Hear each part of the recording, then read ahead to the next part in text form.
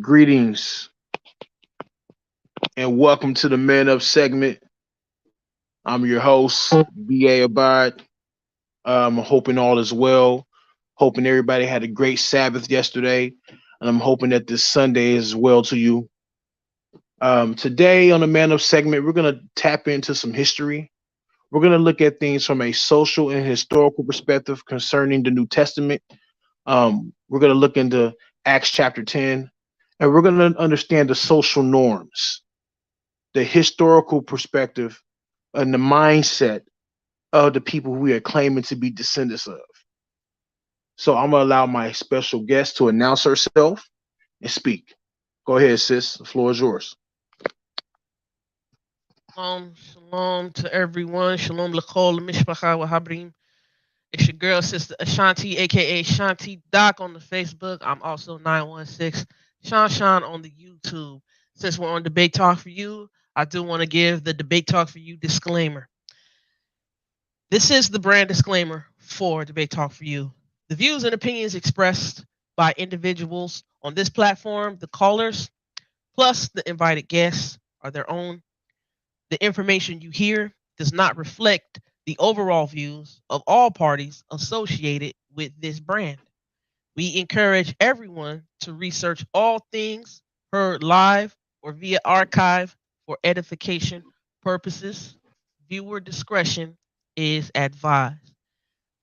I do want to say, Ko Tehelim, Ko Kabod, Wahati Feret Le Yahweh, Avinu Eloheinu. All praise, honor, and glory to Yahweh, Yod He Wah our Father, our Elohim, our deity, our power. I do want to thank BA for asking me on to be a special guest to do this short, however vital, valid lesson.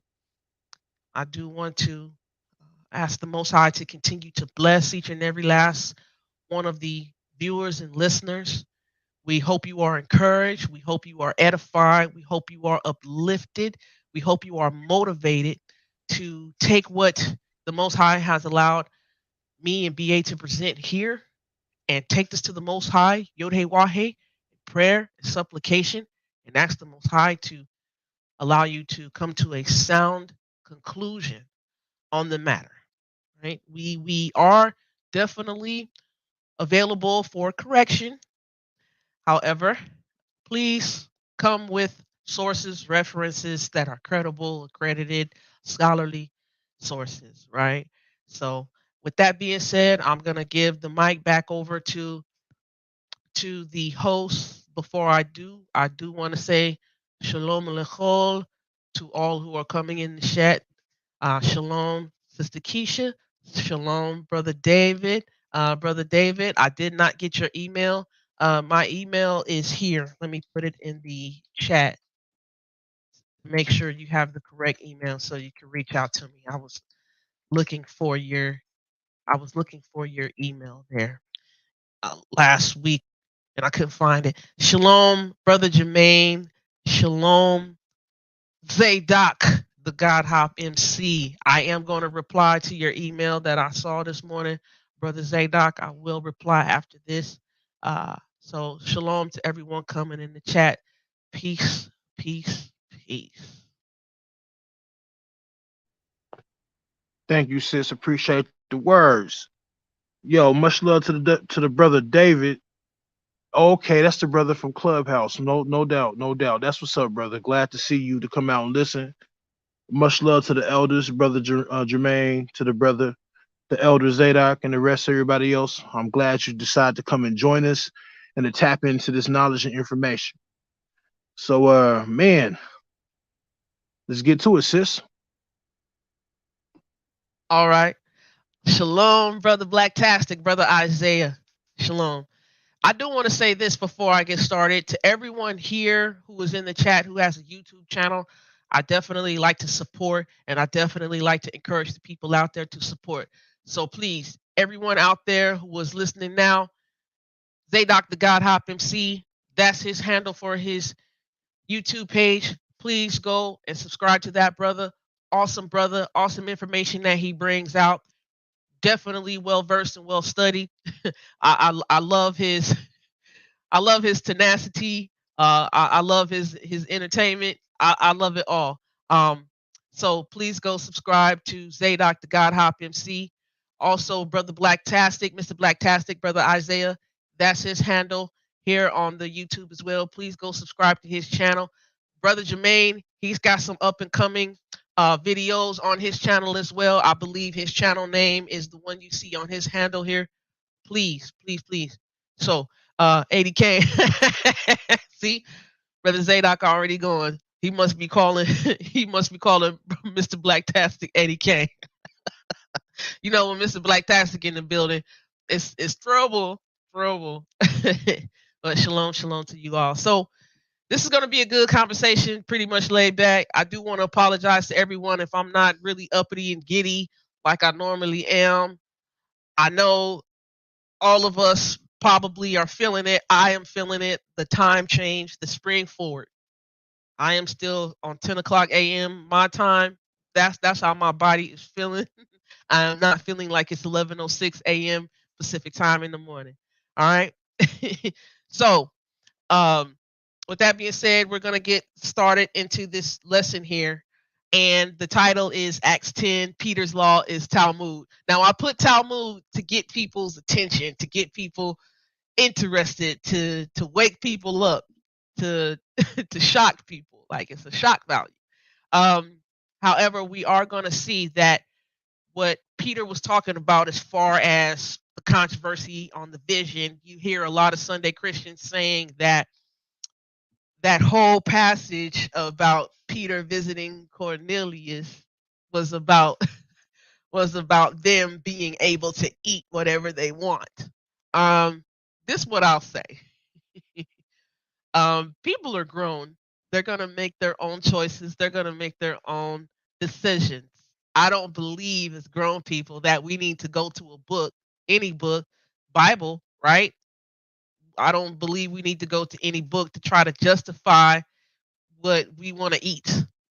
Um, I think honestly, I think people feel condemned sometimes or convicted for the choices they make and things that they want to eat. So they go to the Bible to try to ease them a little bit and justify their want or their desire or their passion just to eat anything they want.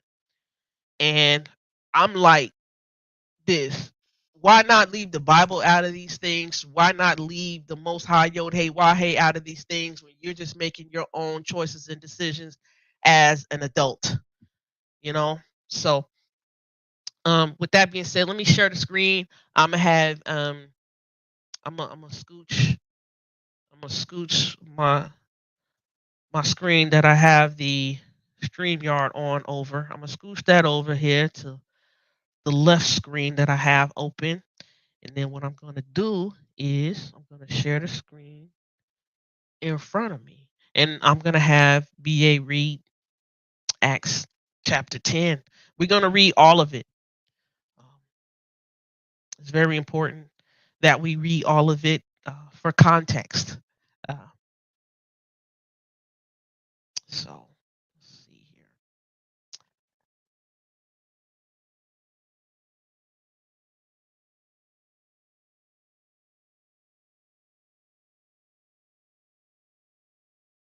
Acts chapter 10. All right. BA, you need me to make that a little bit bigger for you? Yeah, make that a little bigger. You know, I'm getting older, so uh I'm glad you finally admitting that.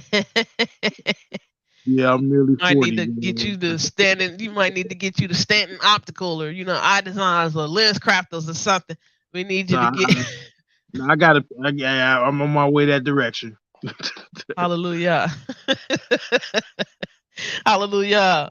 All right, Mr. Black Tassie. Oh my gosh. Hey, I love when Mr. Black Tastic in the room. My jaws and my stomach gonna be hurt while doing this lesson. I'm gonna have some fun, y'all. This is like straight edutainment. I hope I'm entertaining just as much as the chat, because they and Mr. Black Tastic, they gonna go back and forth with these jokes. I'm gonna just let y'all know right now.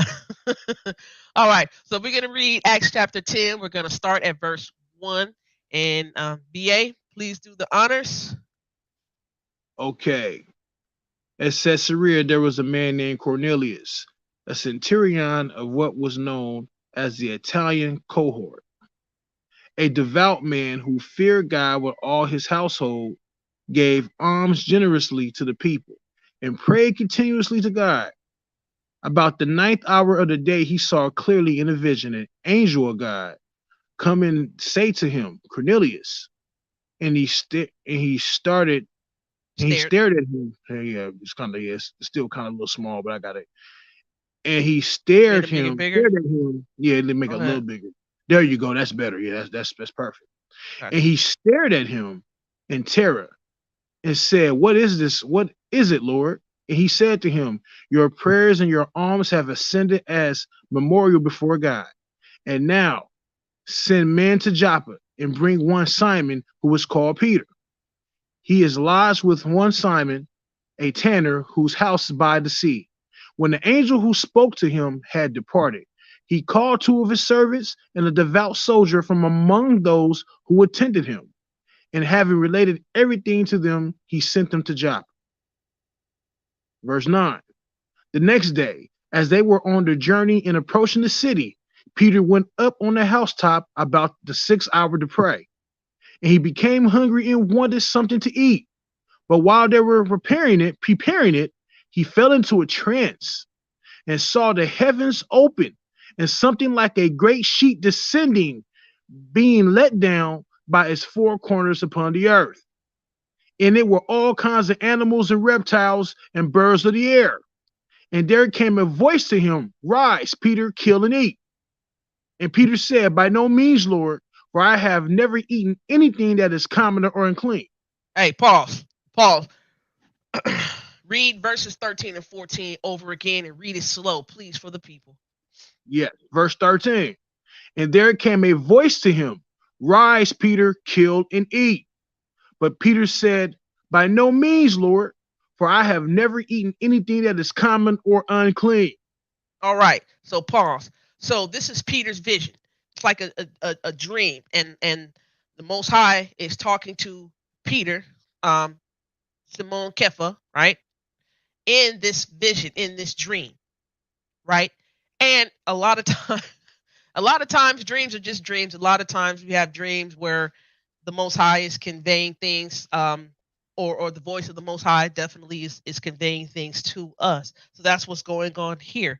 And the vision was, Rise, Peter, kill and eat.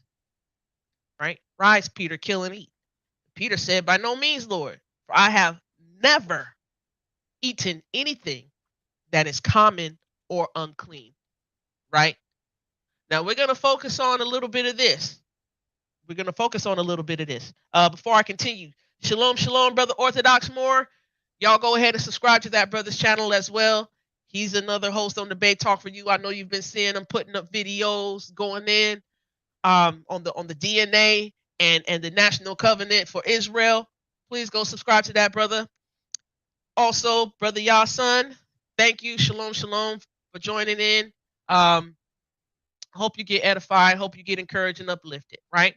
So, the culture here. A lot of people say this is Israelite culture, is only for Israel. The Israelite culture was by me and BA's understanding always the humanity culture. It was the culture given to humanity from the beginning. And the culture just pretty much it looks like it's just Israel, right? It looks like it's just this people. But Jacob's name was changed to Israel, and I have to say this. Jacob's name was changed to Israel based on Jacob's action. The name Israel, it means he who strives, wrestles, prevails, reigns, and rules with Elohim. Elohim is Yod He Wahe. That's why Jacob's name was changed to Israel. So, if you believe in the Most High Yod He Wahe through Yeshua, right? Yeshua Hamalech HaKohen, right? The priestly king, right? You can be he who strives, wrestles, prevails, reigns with Elohim. We are a nation of people defined by an action and defined by the action of which deity we worship, which is Yod He Wahe. Right? All right. So A lot of people, a lot of pretty much Christians, they'll say, we can go ahead and eat anything, right? But I'm like, are you reading verse 14? And when I say read, I also mean the word for read, which is actually to understand and to comprehend, right? When you're reading, you're reading with the intent to understand thoroughly and comprehend intensively. If this man says he's never eaten anything that's common or unclean, why would we say now we can do it when somebody says they've never done it? And if we're supposed to be following the example of these people, such as Simon Kefa, he say he's never eaten it, and we're supposed to follow his example. Why would we go and start eating it? Why would we start going? Why would we go ahead and start to eating things that are common or unclean? All right, we have to definitely make sense of the text. I know we get in our feelings. I know we get in our emotions. However, we have to make sense of the text. All right. So continue with verse 15 on, Brother BA. Verse 15. And the voice came to him again a second time. What has God Pause. made clean, do not call common. Pause. Okay, so you cutting up in your microphone there. Okay, what about now? Is that better? Better. All right. All verse right. 15. Verse 15. What God has made clean, do not call common. Pause. This read verse 15 starting from the top. All right, we're verse 15. Oh, my fault. And the voice came to him again a second time. What God has made clean, do not call common. Pause. What God has made clean, do not call common. Put a pin in there. What God has made clean, do not call common. So people think right here that this is about food, because Peter said in verse 14, I've never eaten anything common or unclean. And in verse 15, people are saying, oh, the Most High Yod Hey Wah is making certain foods clean, right? Now, I will say this. One of my teachers in the beginning of my walk, he did relate to me. Anything that's unclean, it's not even deemed as food to begin with. Anything that's unclean, it's not even deemed food to begin with. All right? All right. So it says, what God has made clean, do not call common. All right. Verse 16, BA. This happened 3 times, and the thing was taken up once to heaven.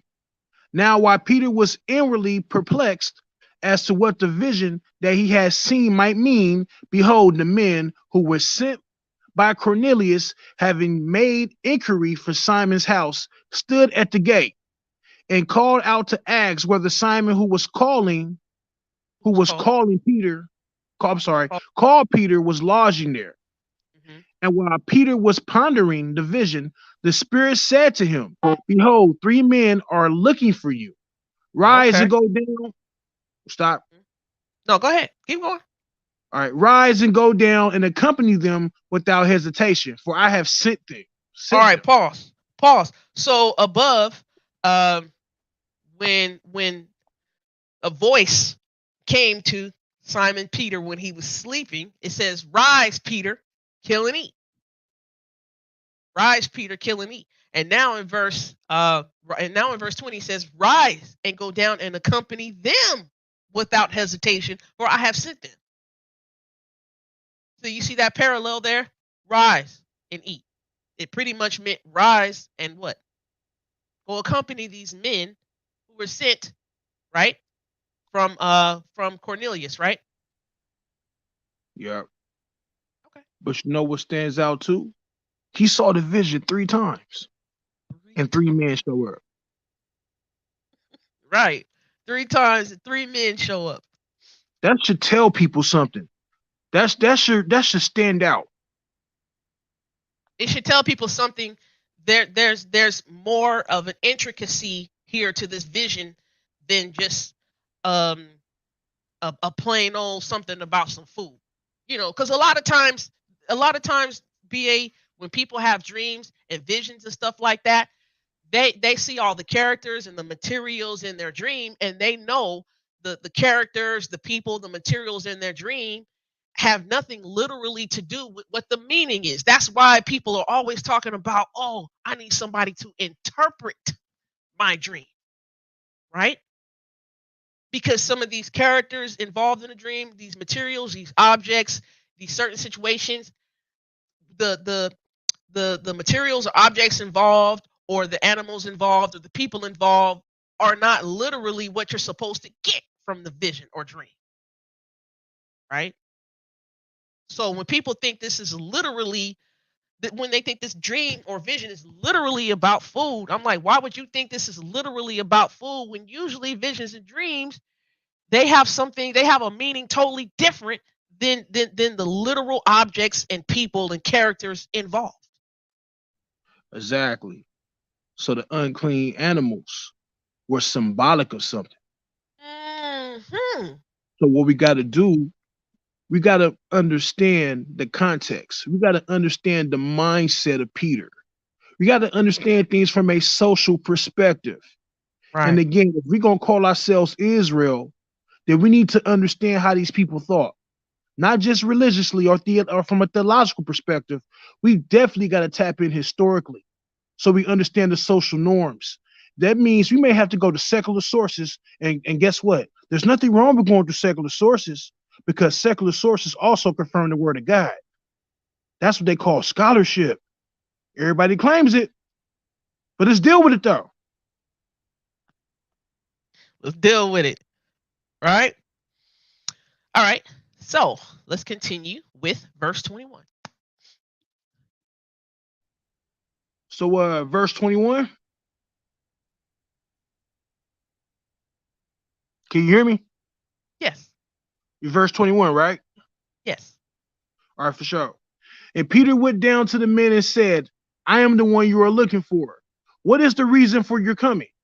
And they said, Cornelius, a centurion, an upright and God-fearing man, who was well spoken of by the whole Jewish nation, was directed by the holy angel to send for you to come to his house and to hear what you have to say. Okay. So the men are like Cornelius, a centurion, an upright and God fearing man, right? God fearing. Was a centurion of the Italian band, right? This means this man was a straight up Gentile. I know there's some controversy in the Israelite community wanting to Oh, claim Cornelius is an Israelite. However, at this point, he's just a God fearing person, right? He's a God fearing person. He's definitely a Gentile. Now, first century meaning of Gentile at this time, it is of the other nations. Yes, it is of the other nations. However, the other nations were known for worshiping idols and deities other than Yod He Wahe. That's definitely what Gentile meant, right? At that time. So God fearing means that definitely the Cornelius was paying attention to the Most High Yod He Wahe. Well spoken of by the whole Jewish community. So pretty much what was he doing? He was giving alms to the community, making sure the temple was up kept, right? Donated to the temple, right? And so now Cornelius, right? Cornelius, the prayers of Cornelius to the Most High Yod He Wahe went up. Oh my goodness, the prayers of a Gentile went up to the Most High Yod He Wahe, and the Most High Yod He Wahe what? Decided to serve. oh Decided to no. serve Cornelius. Oh yeah. Oh no. Oh wow.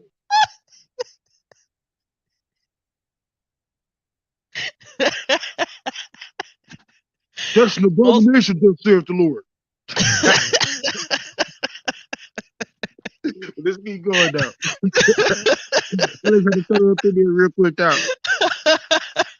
you know, people think the Most High Yod He Wahe don't listen to Gentiles. See, when Gentiles who were people who were following or adhering to or worshiping other deities, right? They get an epiphany or they get a revelation that Yod Hey Wah Hey is the true and living Elohim, and the prayer is sent up to the Most High Yod Hey Wah Hey, like, hey, I'm confessing, you are the true and living Elohim. I won't roll with you. The Most High responds, and then the Most High serves. The Most High said, look, send some men, send some men. Send some men to go to one of the people of the Jewish community to go ahead and help you out and help you come on in. Help you come on into my house, my kingdom, right? That's what's going on, right? That's what's going on. So, Cornelius, the men he sent to Simon Peter, right? Said, "Hey, Simon, got this guy Cornelius here. He wants you to come to the house, right? He wants you to come to the house, and he wants you to let him know what he got to do to come on into the house of the Most High Yod Hey Wah Hey, right? All right. So, verse 28. I think that's 23. Yep, verse 23. All right. So he invited them into I'm getting tongue tied. Hold on. So he invited them in to be guests. The next day he rose and went away with them. And some of the brothers from Joppa accompanied him. And on the following day they entered Caesarea. Cornelius was expecting them and had called together his relatives and close friends. When Peter entered, Cornelius met him and fell down at his feet and worshiped him. But Peter lifted him up, saying, stand up, I too am a man. And as he talked with him, he went in and found many persons gathered. And he said to them, you yourselves know how unlawful it is for a Jew to associate with or to visit anyone of another nation.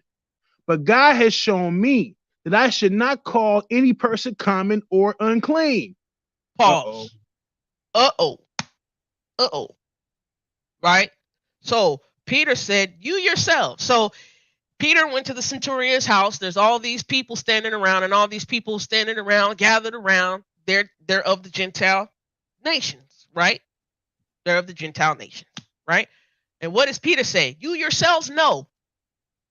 Now that's crazy because Peter is telling these Gentiles, you know, you know something, you know how unlawful it is. So guess what these Gentiles did? They knew something.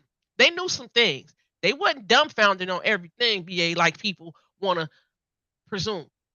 You know, they understood some things about the Jewish community or the Israelite community, right? So Peter said, you yourselves know how unlawful it is for a Jew to associate with. Put a pin in there. For a Jew to associate with or to visit anyone of another nation, but God has shown me that I should not call any person common or unclean. So the common or unclean was what? Person in the vision. So Yeah, not cool. when the voice, right, when the voice came, rise Peter, kill and eat, kill and eat. Peter was like, nah, I ain't never ate anything common or unclean. I ain't never ate anything common or unclean, right? But this is not about eating or a food or anything that was common or unclean. It was about the person being called common or unclean. BA, who was the person in this who would be called common or unclean? It would have to be Cornelius, Because he's a Gentile. Gentile. Mm. A Gentile, he's what? Of another nation. Nation.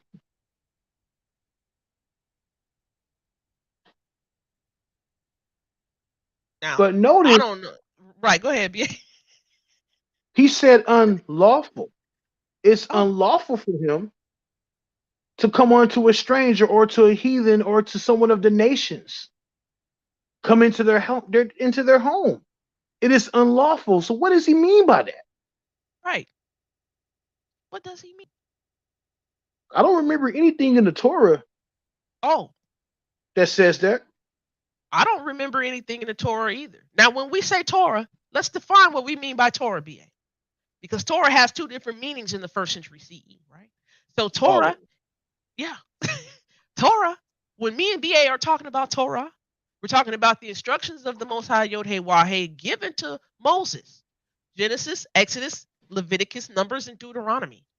That's what we're talking about. So when we say Torah, or when you hear me say written Torah, that's the Torah I'm talking about. Genesis, Exodus, Leviticus, Numbers, and Deuteronomy. Right? Right. And shalom to Rick, shalom to Tone. I see y'all going in the chat. Mr. Blacktastic, you funny. He said, "You sure the prayers didn't go up to the Gentile heaven? Nah, there's gonna be one temple, one house, one city, one New Jerusalem." And you know they gonna say something hey, about that, Mr. Blacktastic. You know they gonna the say, elder "Oh cutting up yeah, there. he has to be Cornelius. He was an Israelite." They gonna say that. We know, but he said he was another nation. Oh boy, it's not place semantics with that word. Oh my god, I've been hearing it for Oh man, years. right? So, a lot of I'll just say this: a lot of the opposing views from Sunday Christians, urban apologists, or just people who may not understand some things. Every time they see law, they think it's got to be talking about the law given to Moses from Yohei Wahe, right? Now, there were at least, to me, I see three different laws in play during the first century CE. There was Mosaic law, which is the law of Moses given by Yod-Heh Wahe. There was the oral law, which is known as the tradition of the elders, where you see in Mark chapter 7 and Matthew 15, Yeshua being tested, tried by the Pharisees about their tradition of the elders or the tradition of men. And then there's also what? Federal and civil law of the land, where Paul roamed in modern day Turkey or Asia Minor. Modern day Turkey is Corinth, Ephesus, Galatia, Colossae, Philippi, right? All these Yep. places, those are modern day Turkey. Those are cities, right? Those are cities. And in your cities, they're also within a state or a government there, federally mandated to, right? So you have civil and federal laws that these people in these city states would adhere to and follow as well. So every time you see law in the text, it does not always talk about the Mosaic law. I have to stress that. All right. Man, Now, so if BA, if there is nothing in the written Torah that says you can't, or says that an Israelite or a Jew can't associate with or visit anyone of another nation, where do you think that's coming from? It's got to come from somewhere, BA. Where do it come from? well, Israel was never bound by Romanism, or was what we also know as imperial code theology, the federal civil laws of the Romans. So we know that it didn't come from there. He had to get it from the oral traditions. Now, for those, I've said this plenty of times. When Israel came back from Mesopotamia, they got very, very pious. And from there, all the way up to this point in the New Testament where we're reading right now, they added laws and they implemented these laws and added to the written Torah that was given to Moses to give to Israel, which is called the halakha. Halakha, defense, to protect the written Torah. These different views, these different laws, these strenuous laws to protect the law of Moses from the Gentiles, because the Gentiles are now nasty and dirty and common. That was the tradition of the elders. Those are the oral traditions which we now have and which you will call the Talmud, which consists of the Gemara and the Mishnah and various other Jewish sources. That's what we have. Yeah. So go ahead. What's the definition of pious, BA? Oh man. Let me go to the dictionary. Much love to the elder Blacktastic. He knows what I'm talking about. All right. We're gonna look at pious in the dictionary. And we're gonna find out what that means. Give me a second.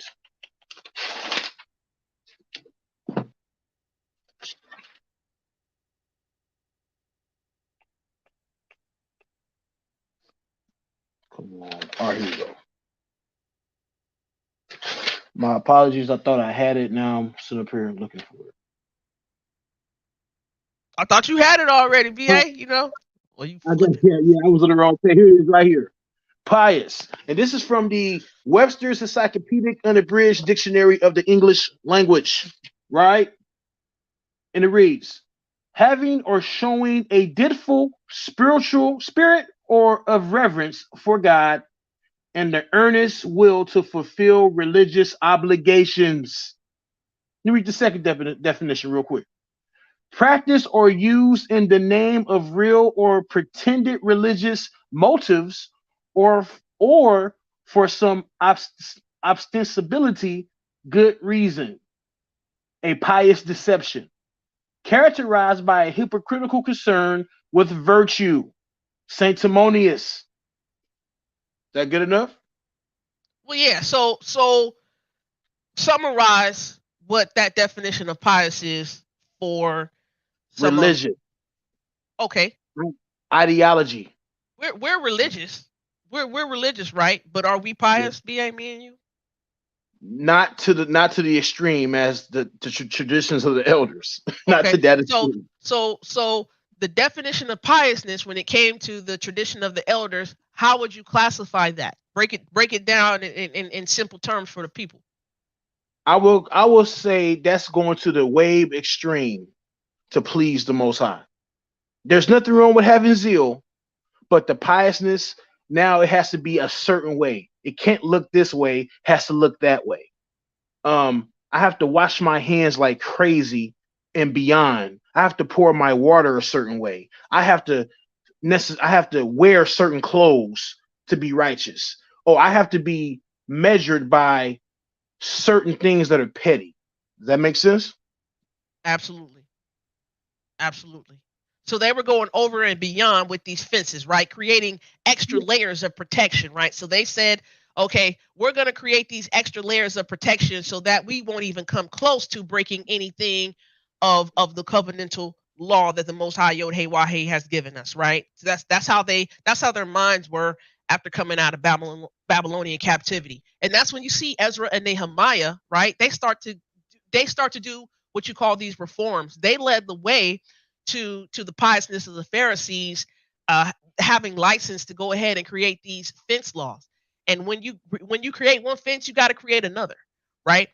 So Ezra and Nehemiah, you start to see them do these reforms where they start coming up with stuff that you don't see in the written law.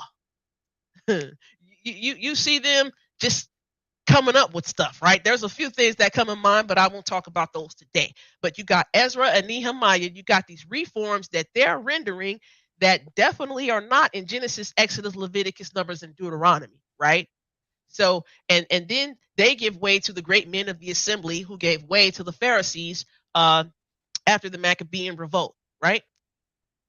and the Gentiles. So the Gentiles, after the southern tribe came out of Babylonian captivity, they were blamed for the southern kingdom of Israel going into captivity. The southern kingdom of Israel blamed the Gentiles for their exile and for the Most High just punishing them. They blamed the Gentiles for everything. The southern kingdom of Israel did not want to take ownership, accountability, or responsibility for their own part that they played in breaking the covenant of the Most High Yod Hey Wah that they agreed to, right? Mm. That's what was Don't that going on. Go don't that ahead, yeah. sound so familiar today? How we like to blame people? Yeah. Ain't that something? Let's go to let me see something here. Actually, no. Let me bring up another tab. Let me bring up another tab. I want to go here. Go to Mark 7.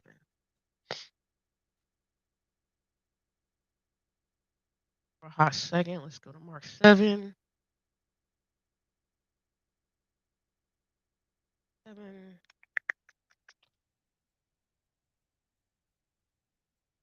I believe it's in Mark 7.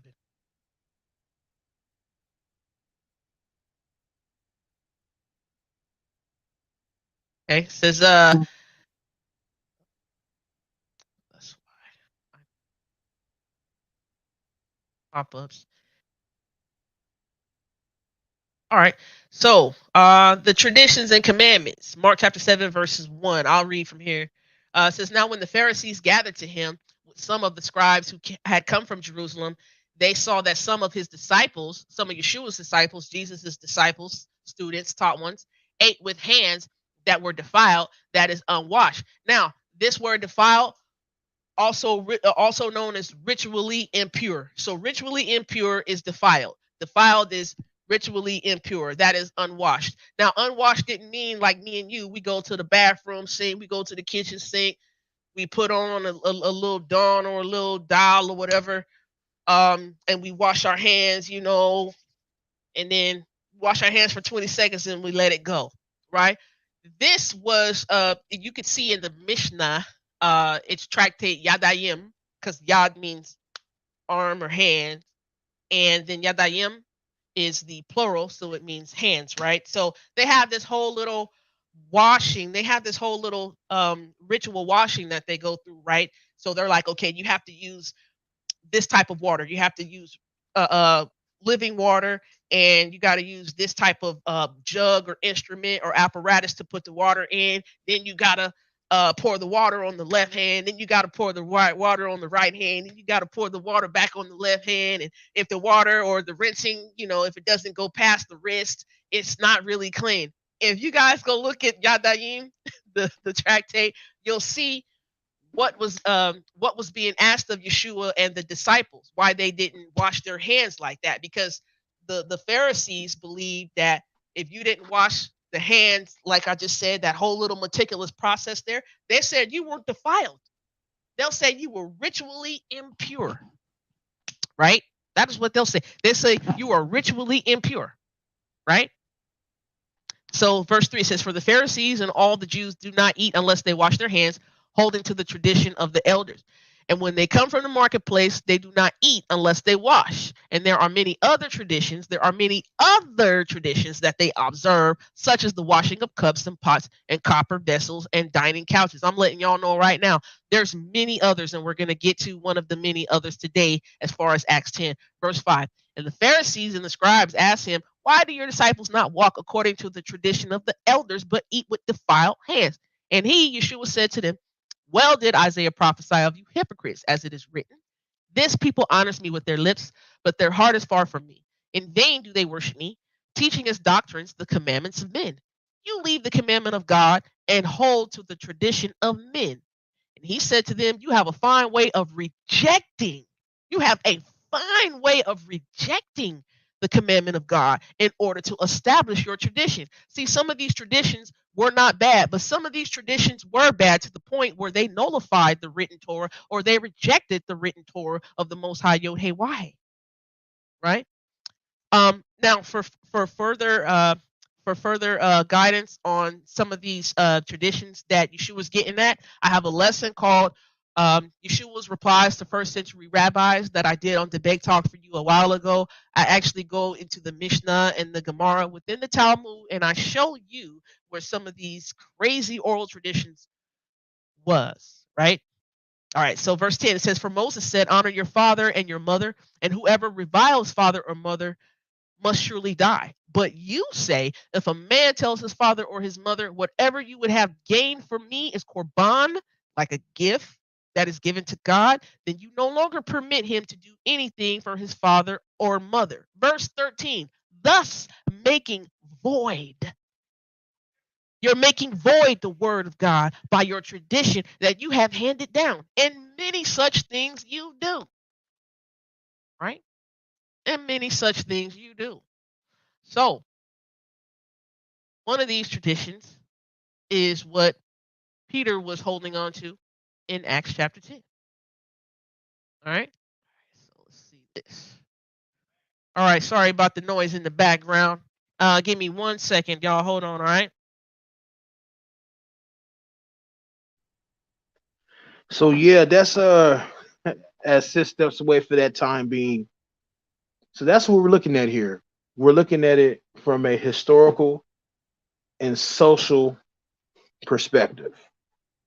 We understand there are people who are going to disagree, but in a little bit, we're going to go through the Mishnah. I have it right here on deck at this moment. And we're going to go into the law or to the tradition, rather, that we understand Peter to be following. So just be patient with us and we'll get there soon. But I'm hoping everybody is okay. How's your day going? I see a lot of people in the chat. All love and mercy to all people. I'm hoping your Sunday morning or your Sunday afternoon as well. You know, I'm out here on the West Coast, so it's still early for us. But I'm hoping all is well out there down south, Midwest, East Coast, and so forth and beyond. All right. So, Mr. Black Tastic, you holding something down in the chat, huh?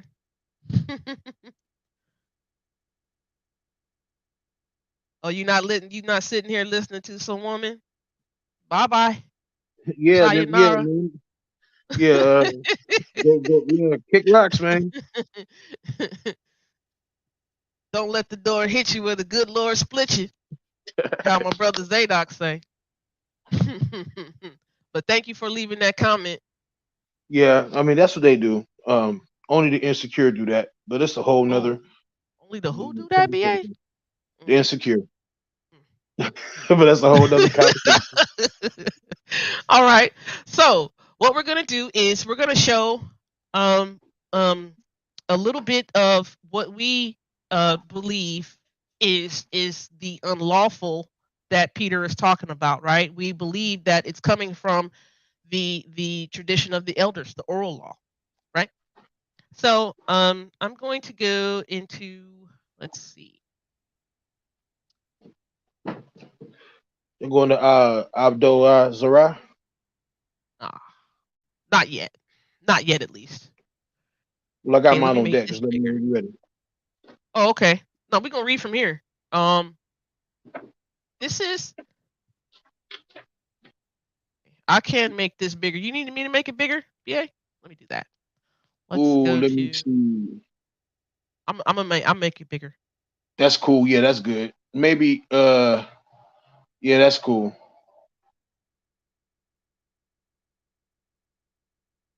All right. So this is from the source that you can go to online and see the whole Talmud, right? The Talmud are the teachings of the oral law. You have the Mishnah, which is the halakha, the way to walk something out, and then you have the Gemara, which is how the rabbis and sages it gives some rendering or how they come to the interpretation of the halakha or the Mishnah or how to walk something out, right? And this the Talmud definitely was is codified 200 CE. However, the oral law, like we were saying, started to be in existence, but starting with Ezra and Nehemiah, and then the Pharisees actually took it on sometime during after the Maccabean revolt, and it's still a lot of the law that the people who claim to be Jews, mainly the ultra Orthodox and the Orthodox, they adhere to definitely the oral law. Now, when you talk about the law to the Orthodox or ultra Orthodox, they look at the law of the Most High Yod Hey Wah Hey as the written Torah and the oral Torah. They look at it as one, right? They Yeah. look at it as one. In the first Go ahead, yeah. century, we got to remember. I just want to say this real quick. And at this Hmm. time, the oral traditions became one with the written Torah. It was common for them just to say Torah, and it was common for them to say law. This was implemented and added to Moses. So we want to understand, and we're not saying we agree with it. We're just telling you the mindset and the social norms of the ancestors. So that's why we're bringing this out. We want to get in tune with the people. We claim to be the people, so we need to understand how they thought and Right, understand their mindset and their sources. But keep going, right. sis. No problem. So this is the tractate um, within the Talmud. It's called Oholot, and tent is Ohel. So when you say Oholot, it is the plural of tents, Tents, right? Oholot. This is Mishnah Oholot. Um, section is this. It's 18 and Mishnah 7. All right. So halakha.com. You can go to halakah.com. I'll put it in the chat. All right. This is the source I'm pulling this whole Talmudic reference from. So we'll read it. And the this is how the people who were Jews at that time thought about the Gentiles. And I need to say something about the definition of the word Jew for a century after I read this, right? We believe this is we believe this is the unlawfulness Peter was talking about. It says, if one buys a field in Syria near to the land of Israel, if it can be entered in cleanness, it is deemed clean and is subject to the laws of tithes and sabbatical year produce. But if it cannot be entered in cleanness, it is deemed unclean, although it is still subject to the laws of tithes and sabbatical year produce.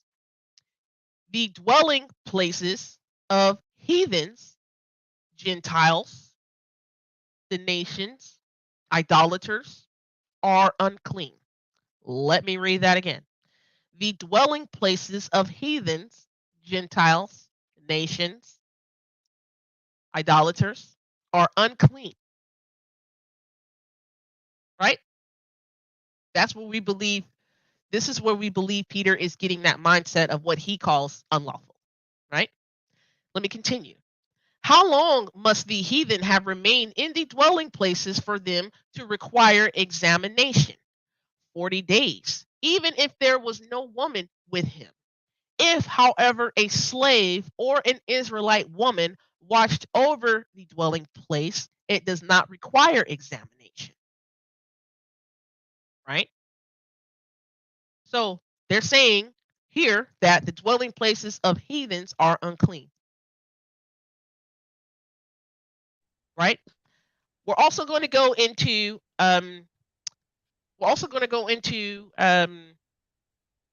this is here. And we understand Cornelius at this time, he was considered a heathen. Absolutely. Why? Because he was a Gentile. That was the name, right? And they were Gent- yeah, and they were considered idolaters. yeah. So the words that were synonymous with Gentile was heathen, idolater, people of other nations, right? All right. This is also from the Talmud. Um this is, let's see, Taharot 7 and Mishnah 6, right? So Taharot is the plural of Tahar. tahor as purity, right? And the plural tahorot would be purities, right? So watch this. If tax collectors entered a house, the house is deemed unclean, even though an idolater was with them. They are believed if they say, "We have entered but touched nothing." If thieves entered a house, only that part in which the feet of the thieves have trodden is deemed unclean. And what do they cause to be unclean? Foodstuffs and liquids and open earthenware only. But couches and seats and earthenware that have tightly fitting covers remain clean. Watch this. If if an idolater or a woman was with them, all is deemed unclean. So during this time, um, the Jews deemed Gentiles, um, idolaters, heathen. They deemed them unclean. They deemed them defiled or ritually impure.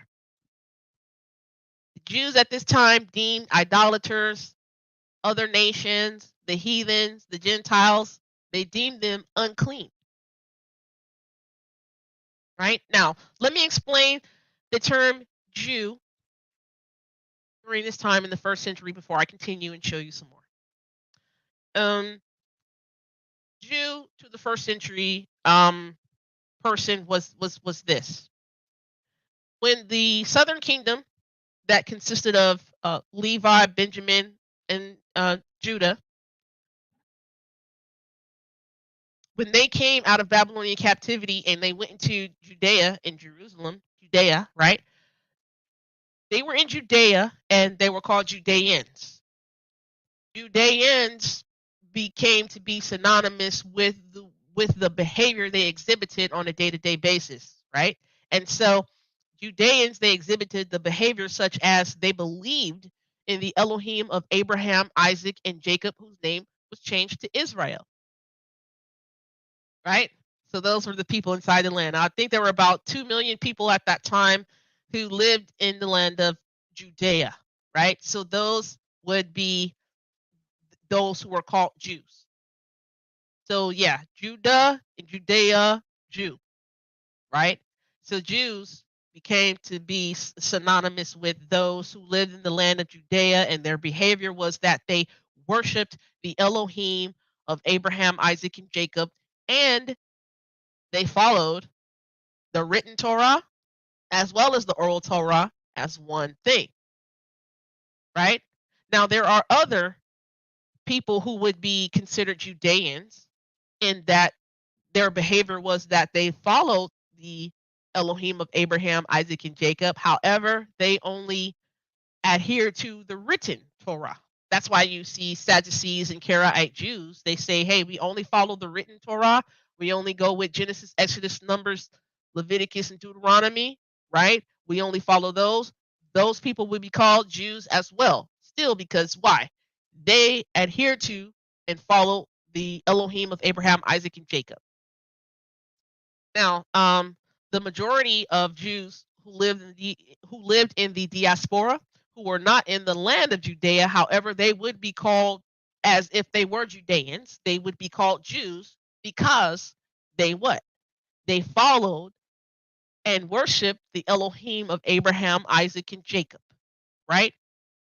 Now, also a lot of Jews at this time did believe in Yeshua as Hamelech HaKohen, right? The priestly king, right? I'm getting out of the term Messiah a whole lot. Not that Yeshua isn't the Messiah. I do believe Yeshua is the Messiah. However, there was a term used that would be used for Messiah. There will be a term used for Yeshua that extended back to the Old Testament. That's why I'm saying Hamelech HaKohen, the priestly king, right? Yeshua, the priestly king, right? So there are also Jews at this time who believed in Yeshua as the priestly king to come. When I say priestly king to come, the priestly king to come was a concept known to the Jews that this king would um, fight these wars, um, um, win the wars over their oppressors, and they would not be under oppression rulership anymore. Right? That's what they believe Yeshua was ultimately going to do, and um, the term Messiah came to be for Yeshua, or the Anointed One, right? For short, they would, later on, after the during the first century CE and after the first century CE, they would call Yeshua the Messiah, the Anointed of Yeshua, because he was known as this person who was going to be this priestly king who would bring in that sort of salvation, winning the wars over their oppressors, giving them rule over their oppressors, so on and so forth, right? So that's what the term Jew meant during the first century CE. Go ahead, B. Go ahead, BA. My bad. No, it's all good. No, it's all good. So yeah, another thing about the Messiah or the Mashiach, that was more so of a common term socially that they used to identify their priest king or the servant king. Yes, we believe in Yeshua is the only anointed, but I'm going to no longer refer to him as the Messiah. I'm going to refer to him as the conquering king, the divine king, the priest king. So that is something that me and Sis have been studying for the last couple of weeks. We've been looking more so of the concept of the priestly king in the law and the prophets. And most high willing, when the time comes, we'll bring that information out as well. Hallelujah. Right. So we're going through some more sources here about the attitude of the Jews toward the Gentiles during this time, right?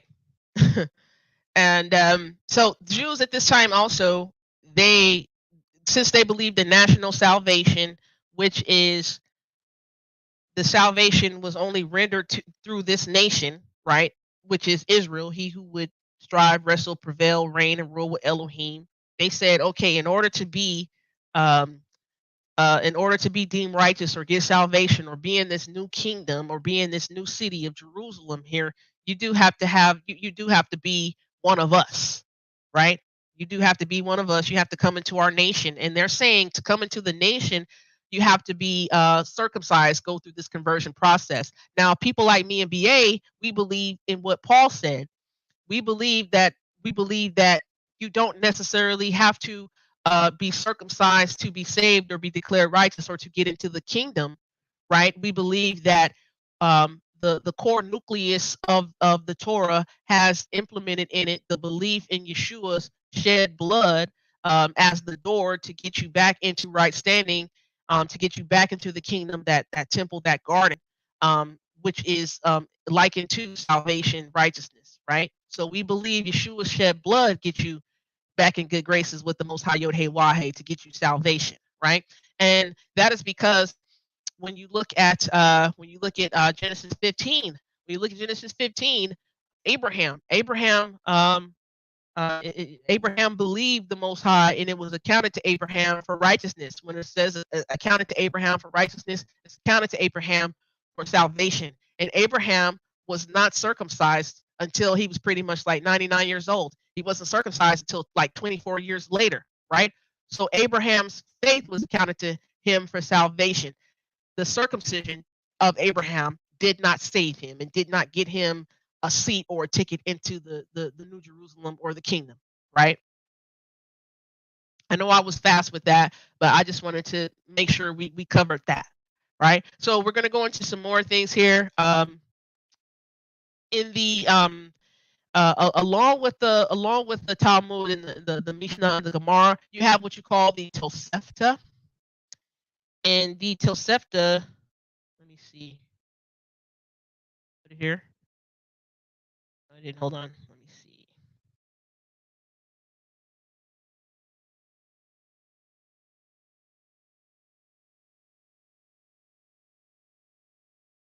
Uh,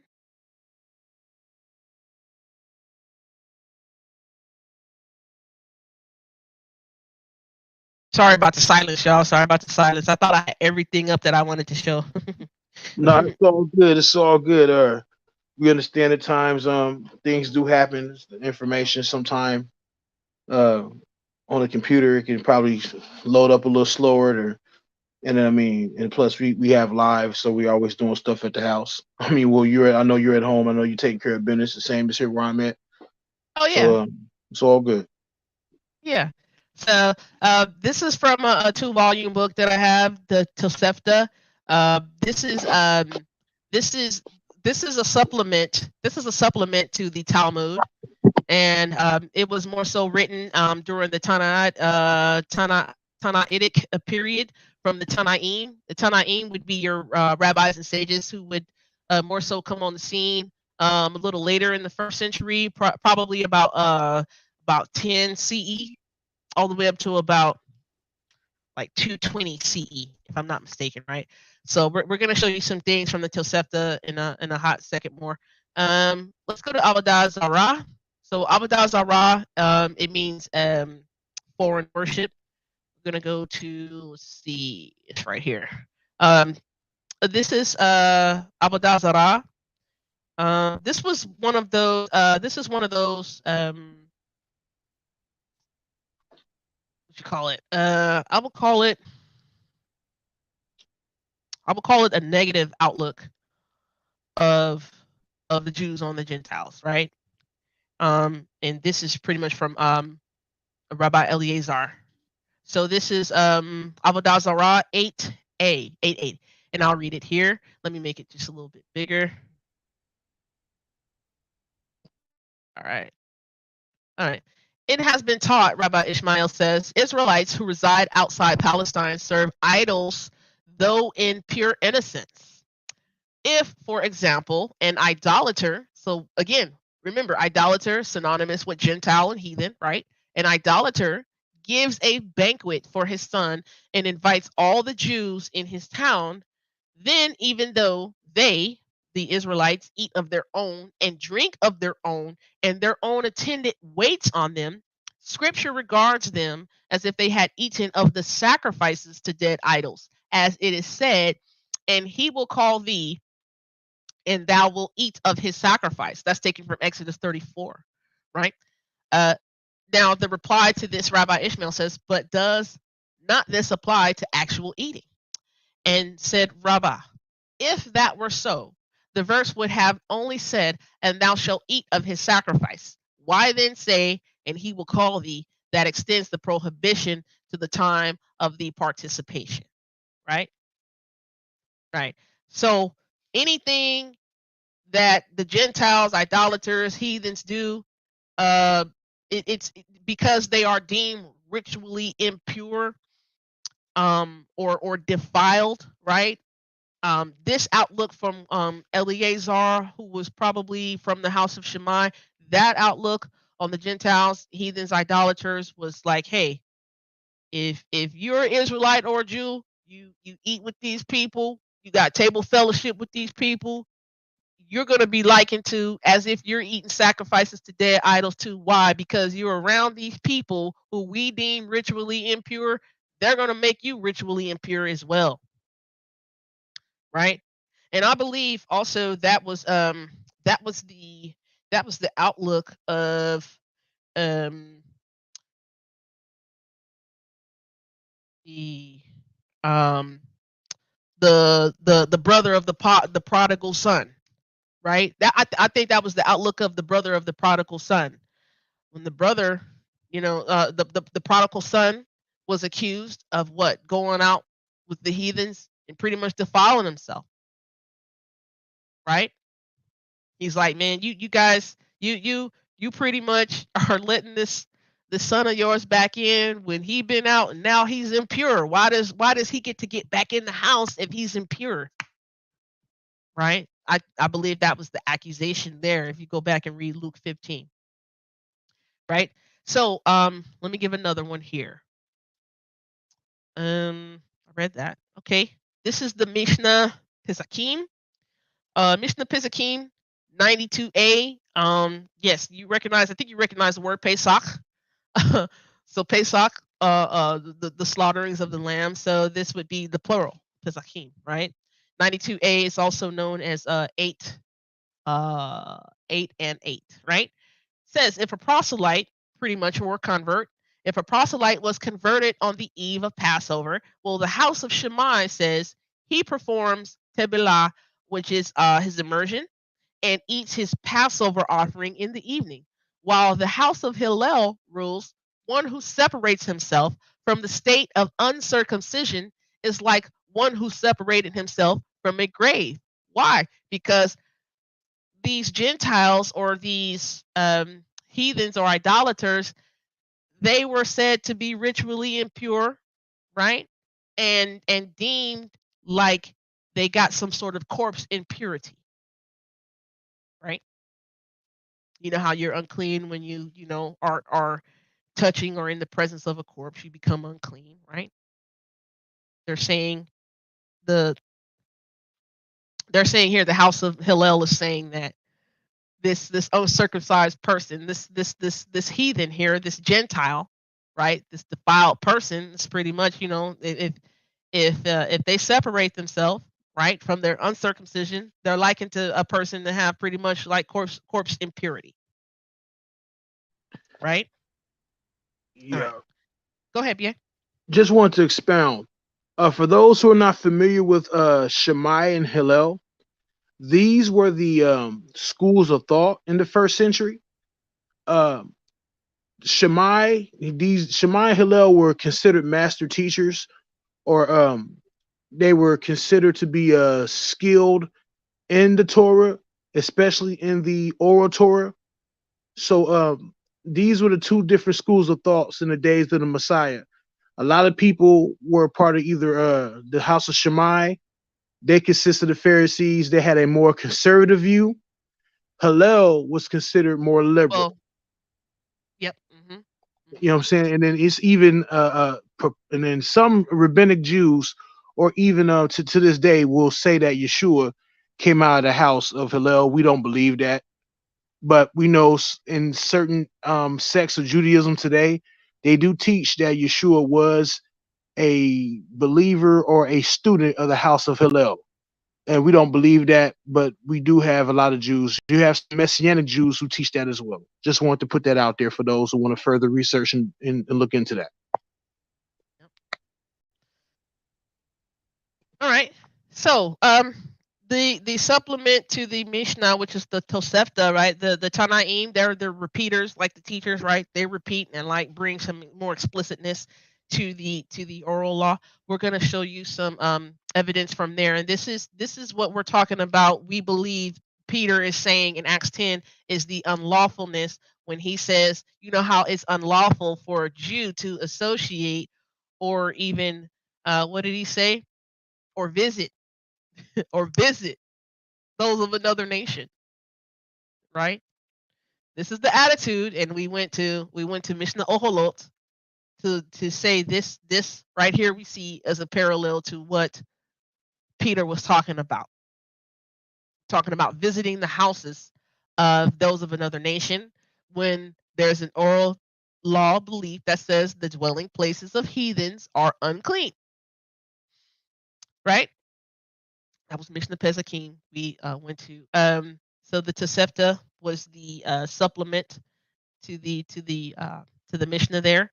If you go to Ohalot 18:7 as in the Tosefta as we did with the Mishnah, you'll see these are more specifics. Let me make it bigger. These are more specifics um, for the Mishnah Ohalot 18:7, right? Um, if you guys want these, I can send them to you. Just email me and I'll get them to you. I'm not gonna read all of these, but as you can see, it's just it's just wild out stuff. On account of a dwelling of the Gentiles, do they suspend the status of holy things? Rabbi Yosei Ben Rabbi Judah says they even burn or heave offering. They even burn a heave offering. How long should a Gentile remain inside it so that it requires examination? Testified Abba Yudan of Sidon in the name of Rabbi Eleazar. 40 days. Even though a woman is not in there with him, and the law is in accord with his opinion. If one entered and one left and did not stay there 40 days, it is clean. And if he stayed there 40 days, it is unclean. Right? That's the mindset of the people. Right. So let's go into some more. Um, yep. Acts 15 rules. It's also from the Talmud. Yeah, absolutely. That's what I was showing here from the Talmud. Talmud Mishnah Oholot 18:7. Um, and that's what we have here. So even though some people are going to hold on to their dogma and doctrine and say, "Oh, that's not talking about the tradition of the elders," I'm holding it up right in front of their face.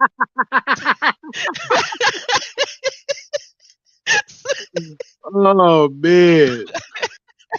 If for those who disagree, we understand you're gonna disagree, but if you're gonna come against this, you better bring some sources to the table, because that's the only way we're gonna even entertain a conversation. If you don't have any sources, you're wasting our time. Mm, Go ahead, sis. yeah, it says right here, the dwelling places of heathens are unclean. This is the oral law. This is not the Mosaic law. This ain't nothing about food unclean. They calling the dwelling places of heathen unclean. They're calling the heathens, the Gentiles, the nations, the idolaters unclean. Right? Okay, let's get into some more. We be getting excited over here, y'all. Y'all got to excuse us for the excitement. Right? Okay. Let's pull this one up. This is wild. This is wild. Woo! Watch this, y'all. This is in the Tosefta. This is in the Tosefta. Let me this bigger here.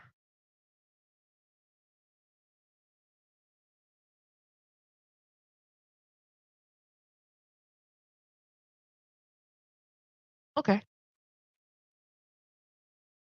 This is Tosefta Zavim 2 and 1. Zavim flux. So this is about seminal discharge from a male. That's what it's called, back in Leviticus 15. That's what Zav is. So Zavim is the plural. Those who have some sort of, seminal discharge, right? Watch this. I've highlighted it. The Gentiles and the convert and the resident alien are not susceptible to uncleanness through flux. So when it says not susceptible to uncleanness, like there's an uncleanness which is for the Israelites, and then there's an uncleanness that's defined for the Gentile, the heathen, the idolater, right? So they're saying, the Gentile and the convert are not susceptible to the Israelite definition of uncleanness that would be put on them through flux. And the flux is that's the more less harsher word for what I just explained it was in Leviticus 15, okay? I don't want to have to keep saying that again. My bad. I don't have to keep saying that phrase again. I hope y'all understand, right? Okay. Look at B. But even though they are not susceptible to uncleanness through flux, they are, or they in fact are unclean like Zobs in every respect.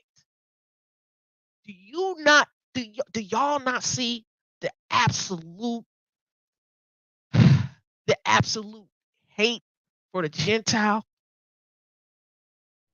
They Yeah, calling the Gentile unclean like a Zob. What BA? They calling the unclean. They calling Gentiles, idolaters, heathen, unclean like those who have the flux or yeah. the what I described. What The hate is go heavy. ahead, BA. No, Woo! the hate is real heavy. And we gotta remember, this is the mindset of the ancestors at this time. And as we go more into the Tosefta, as time progresses and into the Mishnah and various other Jewish sources, you see where the hate for the nations come from that you hear today on the internet. You see where it comes from. Mm, Right here.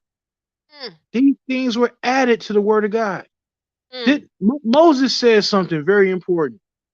And I thank God for the elders in Buffalo, New York. who brought this to my attention. In Deuteronomy chapter 4, and I paraphrase, do not add or take away from the word. Because when you add something, you take away. And when you take away, you add. And you see what's going on here. There's even contradictions in hold on, they're setting up. Look at these double standards. Mm, Oh, there's a way an Israelite is unclean, but a heathen is unclean a certain way. Come on, man. Your unclean is unclean. mm. They are taking away the true substance of what the Torah teaches. And they're adding something there that was never there to start with. Yep. We got to deal with this, brothers and sisters. Yep. Hey, I understand brothers want to get together and debate Christians. Hey, if the Christian apologists or anyone else is not dealing with this information, Mm. leave them alone. Ignore them. I agree. They're being very dishonest. Very dishonest. They want to act like this part of history don't exist. This Woo! plays a big part in the New Testament. And I thank the Most High for my sis for bringing this to my attention 2.5, 3 years ago. Because I had to fall back and reread this stuff, man. The sources she has, I have the same sources. I just have them physically because I like to have my things physical. But I'm reading from the same sources. I got everything she got. And this stuff is mind blowing.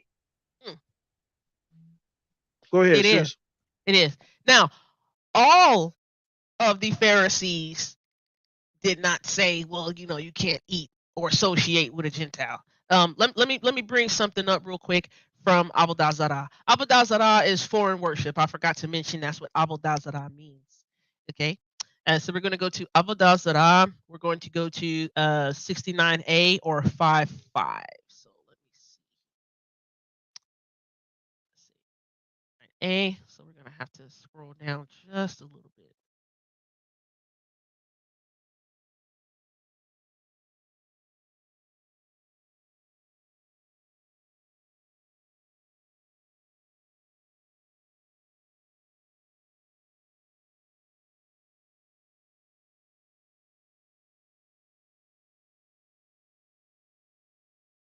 Somebody hit me up. I'll hit them back. I'll hit them back up. All right, we almost there, y'all. Bear with me. Bear with me. Oh, here we go. Here we go. It is right here, 69a. So, I think this is Rabbi Meir, and he was more so from the house of Hillel. He was more so of the liberal one. This was a good attitude toward Gentiles, I believe. Let me see. Let me make sure. Let me just read this section. I'm not going to read a whole bunch of it.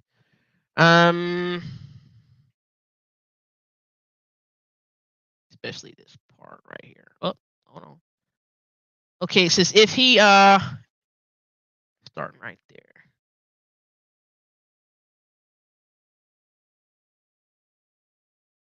Okay. Let's see. Should I read the whole thing? Actually, yeah, let me read the whole thing. Let me read the whole thing.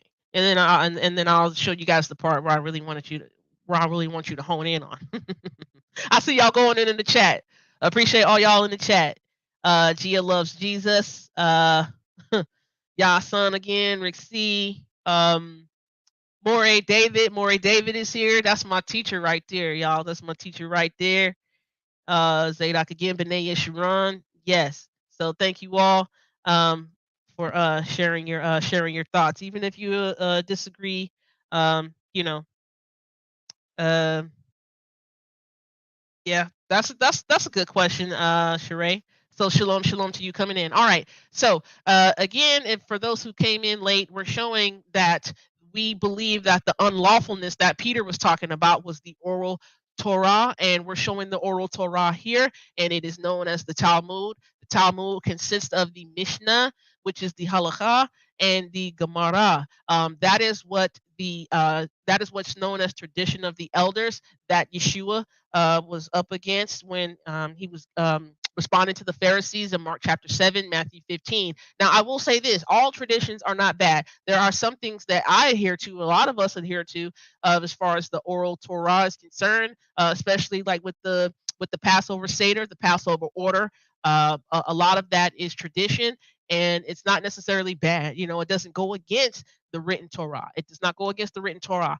Thing is, when you do start imposing some of these oral traditions as if they're on the same level or if they're above the written Torah, you can fall into danger. And then Yeshua did say that some of these tradition of the elders, they nullified and made void the written Torah, right? So we do have to be careful.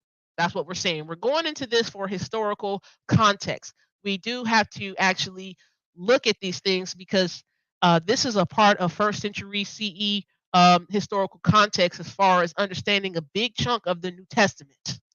This is a big chunk to understanding the New Testament. This is a big chunk to understand the mindset of what Paul was against, um, and we'll go into some more verses for that. I know I'm talking fast, but that's how I gotta do, right? Okay, so and I did explain for those who came in late. Watch this. So we believe Acts 10, Peter, the unlawfulness that Peter was talking about. We don't see it coming from the Mosaic law. We don't see it coming from Genesis, Exodus, Leviticus, Numbers, Deuteronomy.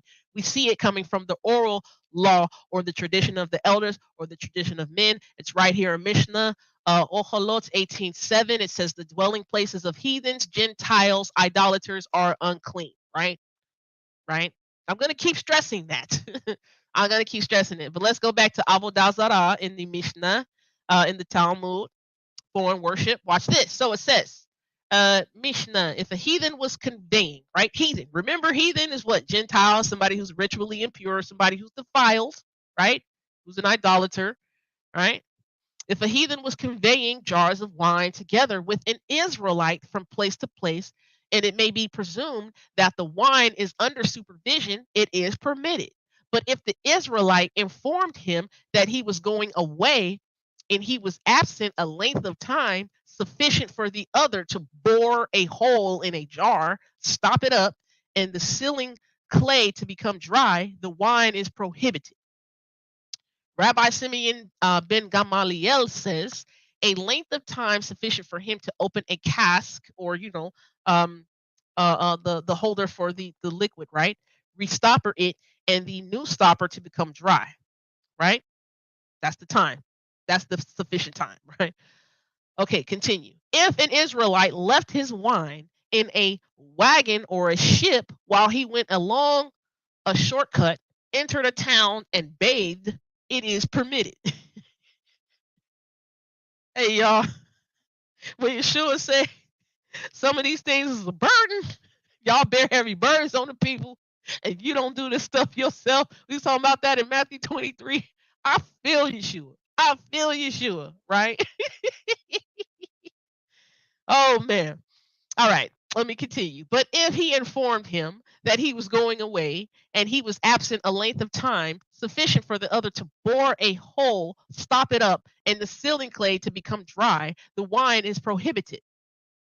Rabbi Simeon ben Gamaliel says a length of time sufficient for him to open a cask, restopper it, and the new stopper to become dry.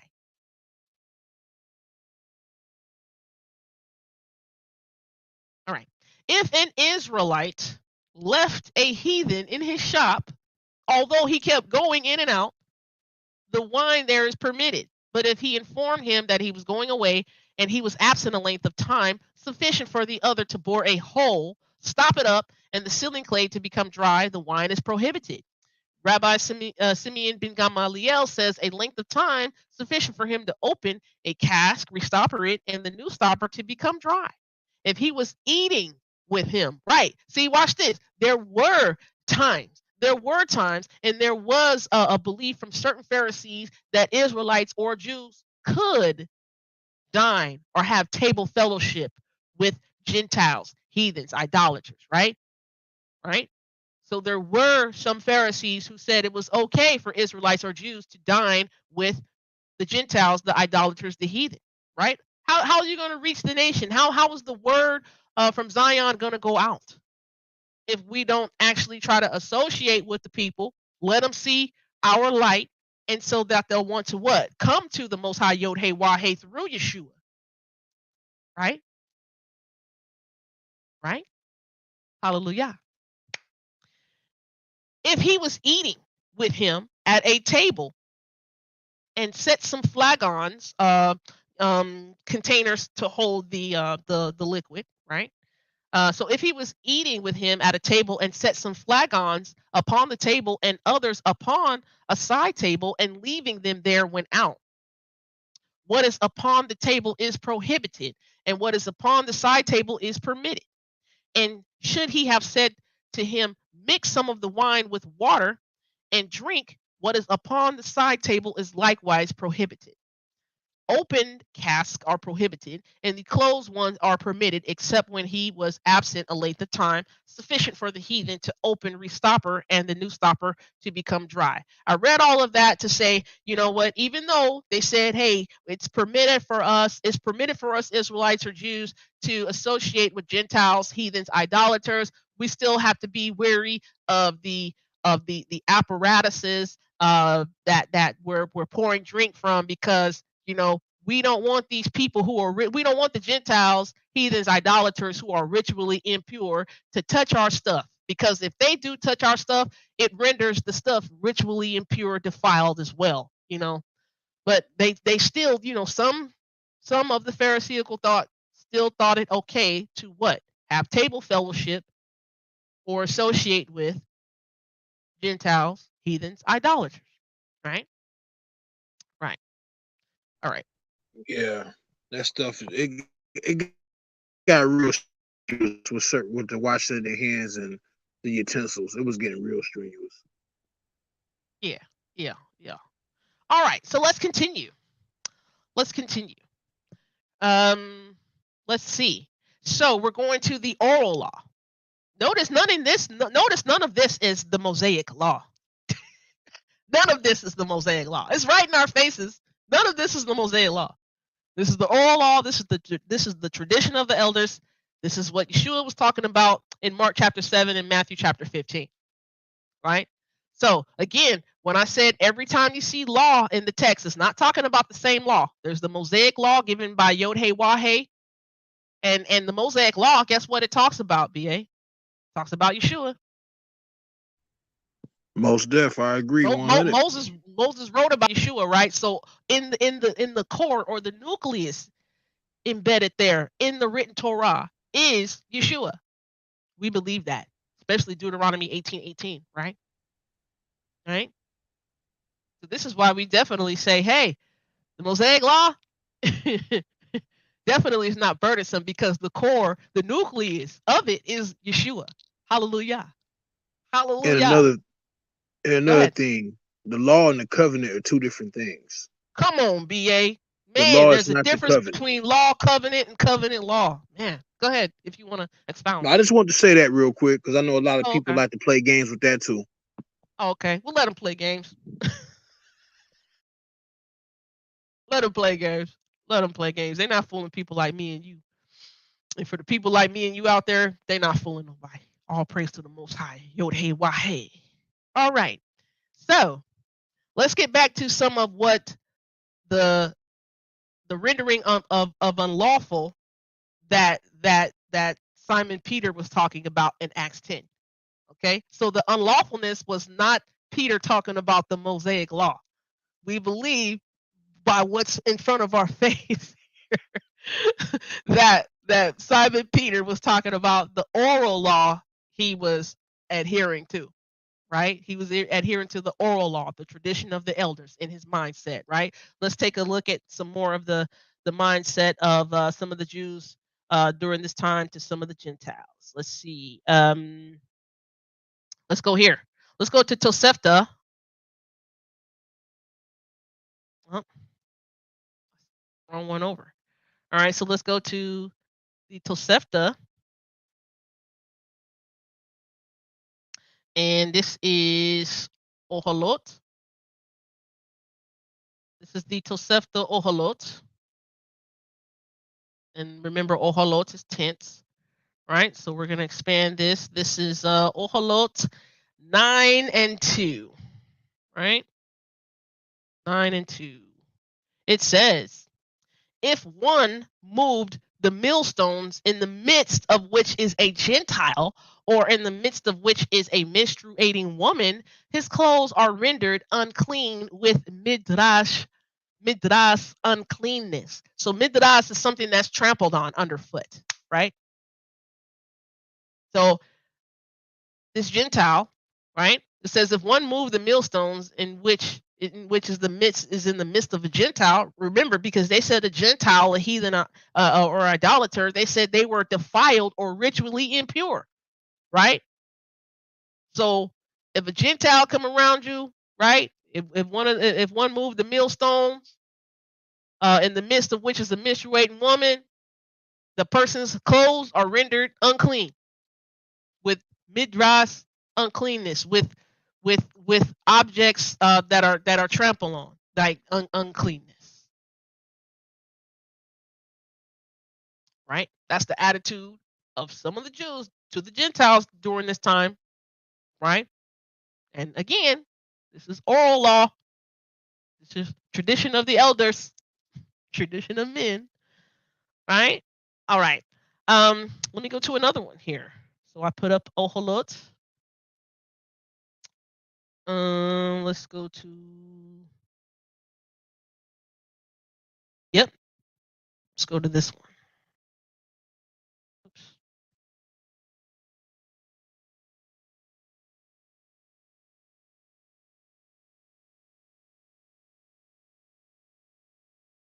It keeps bringing up something that I don't want to be brought up. All right, let's see.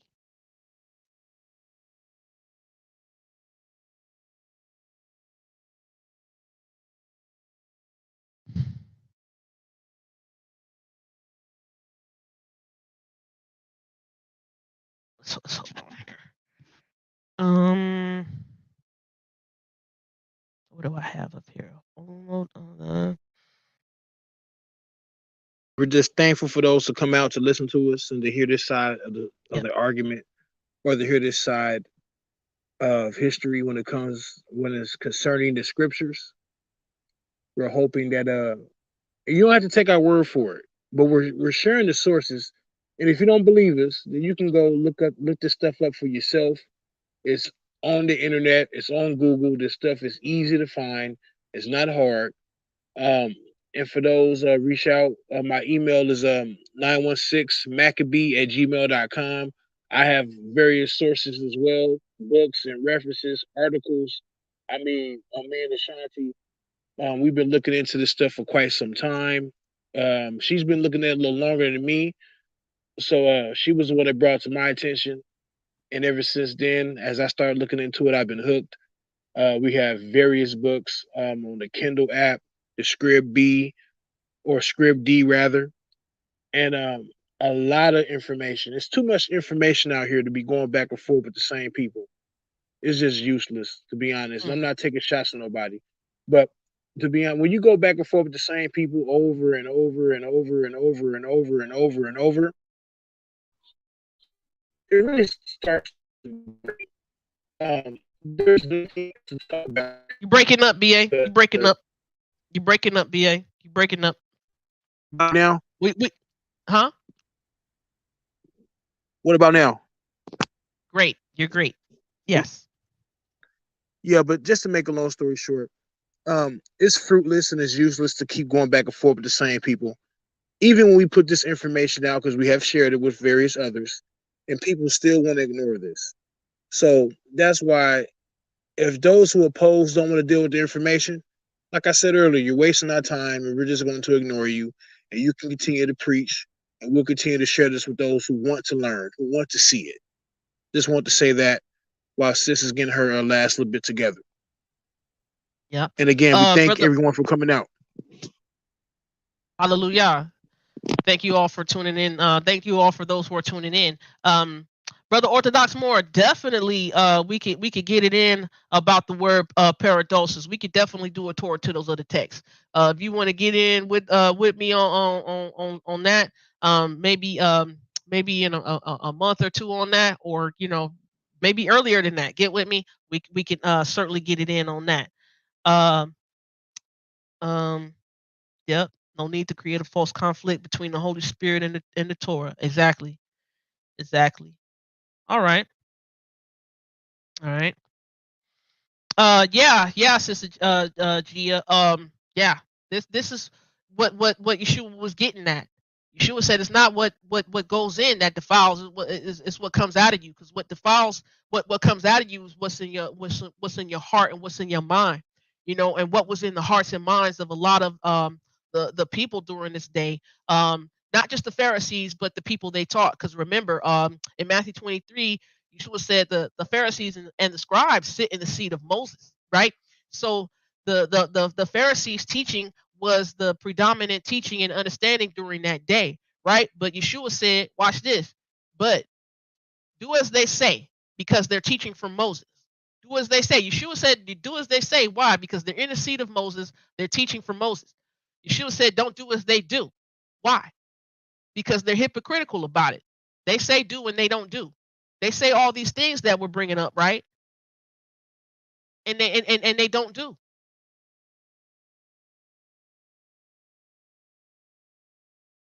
They don't do Moses a lot of times, right? Because Yeshua said why? Because of their traditions, right? That have been handed down to them. They don't do Moses. Yeshua said to them, do Moses, but don't do as the Pharisees. Why? Because these Pharisees, they don't do Moses at times, right? Good point. Thank you for bringing that out, right? So, even Yeshua understood. These Gentiles, you calling them ritually impure, you're calling them defiled. No, being around a Gentile does not defile you. It's what come out of your own mind and your own heart that defile you. Because you got to go reach out to the people, bring them to the Most High Yod Hey Wah Hey through Yeshua, right? All right.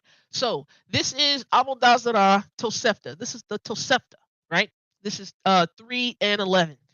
It says, he who purchases uncircumcised slaves from Gentiles and circumcised them, but did not immerse them, and so sons of slave girls who did not immerse, whether they were circumcised or not circumcised, lo, these are deemed to be Gentiles. When they say you're uncircumcised, when the Pharisaical teaching says you're uncircumcised, they're saying you're not Jew. They're saying you're not saved. They're saying you're not justified. That's what they're saying. But what do we believe? We believe Yeshua saves. We believe the shed blood of Yeshua saves and gets you into the kingdom. The faith and belief in that get you into the kingdom. Right? Because Abraham, why? Abraham did not get circumcised to be in the kingdom. When Abraham was accredited to be saved, Abraham was not circumcised at that point. All right? Let me continue. Things upon which they sit or lie are deemed unclean. See that attitude again. What was Simon Peter calling the Gentiles? The people of another nation. He was calling them unclean because of this oral law understanding that they had. Right? Let me bring up another one.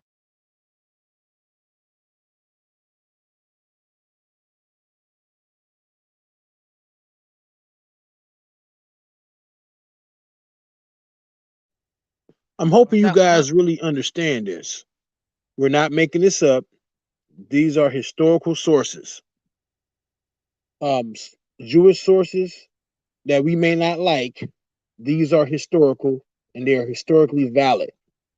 They give us, again, an understanding of the social norms of the people that we claim to be descendants of. Right. You don't have to like it, but guess what? Deal with it. You got to deal with it. All right. Can you hear me, BA? Yeah, I can hear you. All right. So I'm gonna share something after I read this that I just picked up. But actually, let me bring this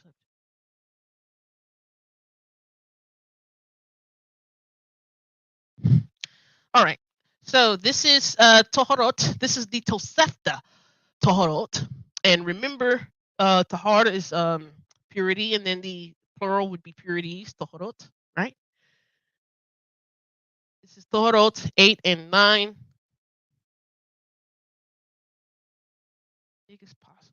All right. Says, he who purchases utensils from Gentile craftsmen and he who gives over utensils to Gentile craftsmen, they are unclean with midras uncleanness. An object that's like trampled on, right? They are unclean with objects that are trampled on uncleanness. When you trample something underfoot, you know it's unclean for sure, right? Right? So it says again, he who purchases utensils from Gentile craftsmen, and he who gives over utensils to Gentile craftsmen, they are unclean with midras uncleanness, since and clean of corpse uncleanness, right? They got corpse uncleanness. Remember I said corpse uncleanness, right? Earlier. This is wild. This is wild. This is wild. This is wild. This is wild. All right. Let me continue. And he who purchases utensils from craftsmen who are ameh ha'aretz, right? The people of the land, and he who gives over utensils to craftsmen who are ameh ha'aretz, they are unclean with midras uncleanness and unclean with corpse uncleanness or corpse impurity, right? This is wild.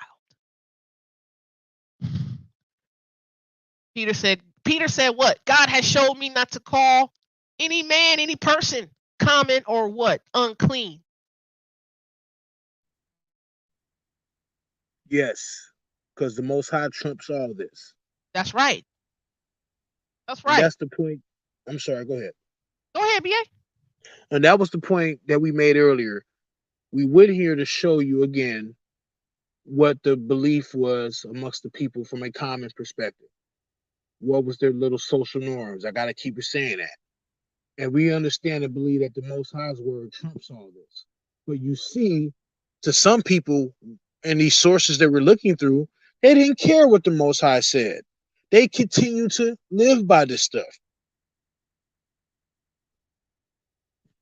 Yeah. See, Moses taught what Yod Hey Wahe taught, right? Moses taught what Yod Hey Wahe taught. What did Yod Hey Wahe teach? Love, compassion, grace, mercy, long suffering, patience. Pretty much In to sum it up. servitude. Oh, and servitude. So the law of Moses is like the law of a parent, right? You get reward for doing good, you get consequences for not doing good. Now, since there are consequences for not doing good as far as the rules in the house, did you get rid of the rules of the house, BA? Did you get Say it rid of the again. I didn't rules hear of the that last house? part. I got you. So the rules of Yod Hey Wahe given to Moses are like the rules of the house for a parent, right? The rules of a house for a Yes, parent is you do your chores, you get your reward. If you do what the parent tells you not to do, you get a punishment or a consequence, right?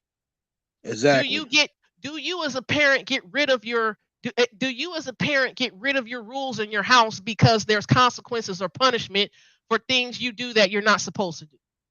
No, No, you don't get rid of the rules because there's a consequence or punishment.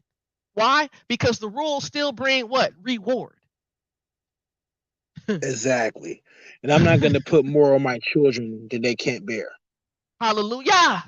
You're The gonna be rules of my practical. household, my children, they can follow them. They're not making no excuses. No, I can't keep that. That's too Right. hard. No, Right. not my Because it's kids. what? They know what's up. It's full of love, right? It's full of love. Why? Because your rules are full of love. Full of compassion. Your rules are full of what? Grace. Your rules are full of what? Mercy. Your rules are full of what? Patience. Yeah. And correction. And I correct them because I Oh, love them. right, because that's justice and that's order, right? Does California get rid of the rules we have for the traffic laws, BA, because we break some of them? Oh man. Do they say, hey, let's Oh, get no. rid of these rules because y'all getting tickets? So let's just get rid of the rules. No, why? Because when you actually adhere to the rules and obey the rules, right, you get to function as a righteous citizen, Not at all. We don't get rid of the rules. right? You get to what? Adhere to the privileges of driving, because driving is a privilege. right? You don't get Exactly. rid of the traffic law rules because there's consequence and punishment for people getting tickets and breaking the law, right? But these oral laws, these traditions of men, these traditions of the elders, sometimes they nullify the goodness of what Yod Hey Wah has given. They nullify the patience that Yod Hey Wah has given. They nullify the grace and the mercy that Yod Hey Wah has given. Let me bring something up here that I showed in the other lesson here, because since a lot of people don't see the word Gentile in the Old Testament, they think there was no Gentiles in the Old Testament. They weren't just called Gentiles in the Old Testament. They were just pretty much called nations, Goy, Goyim, or they was called strangers, foreigners, and aliens. Oh my goodness, they They was were called also strangers, called heathen. foreigners, and aliens. They was also called heathen. Ba. Oh my. Yeah. Oh, they was also called heathen. Oh no. Oh no. Don't tell me they was also called heathen, Well, an Israelite not going to right? refer to himself as a heathen, so who else would be the heathen? Mm.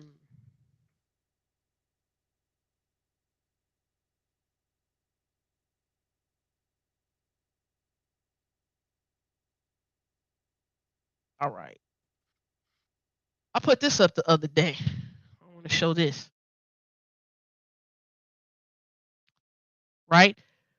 The Most High Yod Hey Wahe gave his law, statute, and commandment to humanity first. The Most High gave the law, statutes, and commandments, the rulings for how to operate and function in the Most High Yahweh's household, right? The Most High Yod Hey Wahe gave those to humanity. If you look at Genesis 1, 100% Adam. Israel was not the first to receive any from God. Oh, you It was breaking up. humanity. You breaking up, BA. You breaking up. What about now? You Is that breaking up. better? Yeah. Yep, you're good. You're good now. Just to reiterate, Israel was not the first to get the commandments from the Most High. It was humanity in the garden. That's when the Torah begins. That's when Torah is established. Just wanted to put that out Mm-hmm. there. Straight up. And so the Gentile, what are they called pretty much in the Old Testament? They're called a stranger, a foreigner, or an alien. And all through the Torah, you see that there's rights and privileges that are for the foreigner, the stranger, or the alien, the people of an outside nation who want to come into the covenant fold of Yod Hey Wahe. If they want to come into the covenant fold of Yod Hey Wahe, they are able to. And that is written in the Torah. See, that's what you call a just and fair Elohim. That's a loving Elohim. Why? Because this loving Elohim made humanity. So the loving Elohim of humanity wants all humanity to come back to Yod Hey Wahe. And Yod Hey Wahe just used Abraham to be a spearhead, to be a spearhead. And through that spearhead seed, that seed would be the door to get humanity back to Yod Hey Wahe. Hallelujah.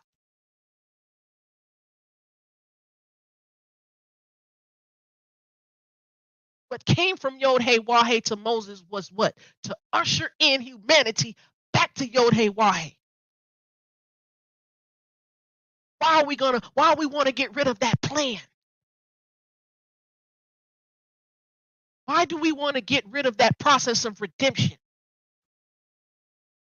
The process of redemption to bring us back to Yod Hey Wahe is all up in Genesis, Exodus, Leviticus, Numbers, and Deuteronomy. And the prophets stress it. Stranger, the foreigner, the alien, they can come back to the Most High because they are humanity. He's never been a respecter of person. Oh boy. We got to remember that, brothers and sisters. The Most High has never been a respecter of person. And why are we I like, respecter of person? yeah, Why are we that I, I, way? li- I like this part in Ezekiel chapter 47. The stranger in whatever tribe they sojourn gets a divided lot of inheritance in which they are like the native born. Because in all actuality, we go back to Adam, right, BA? We go back to Noah, his wife, and the three sons, and Noah and his wife pretty much go back to what? Adam, the male and female pair, Yep. The human beings. the human beings.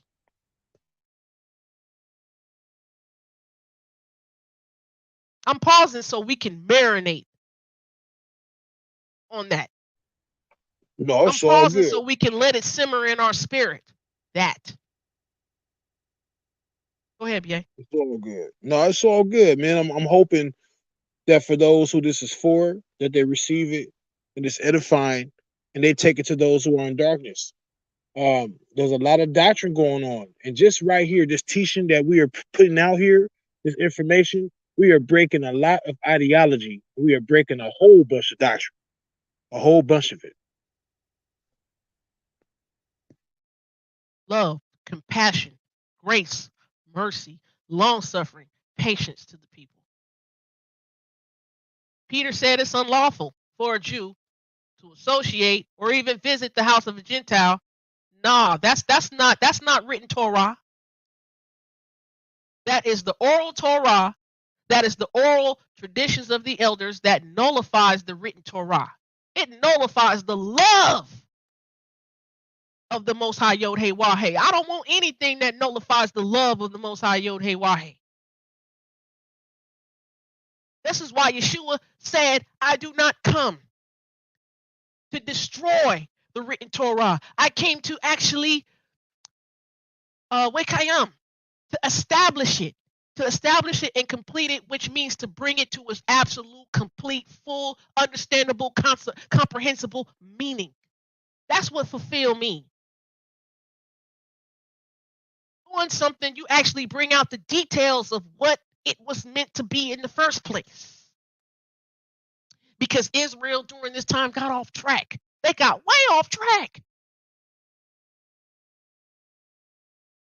Yeshua said, I did not come to destroy Genesis, Exodus, Leviticus, Numbers, and Deuteronomy. Why? Because in John chapter 5, Yeshua said, Moses wrote about me.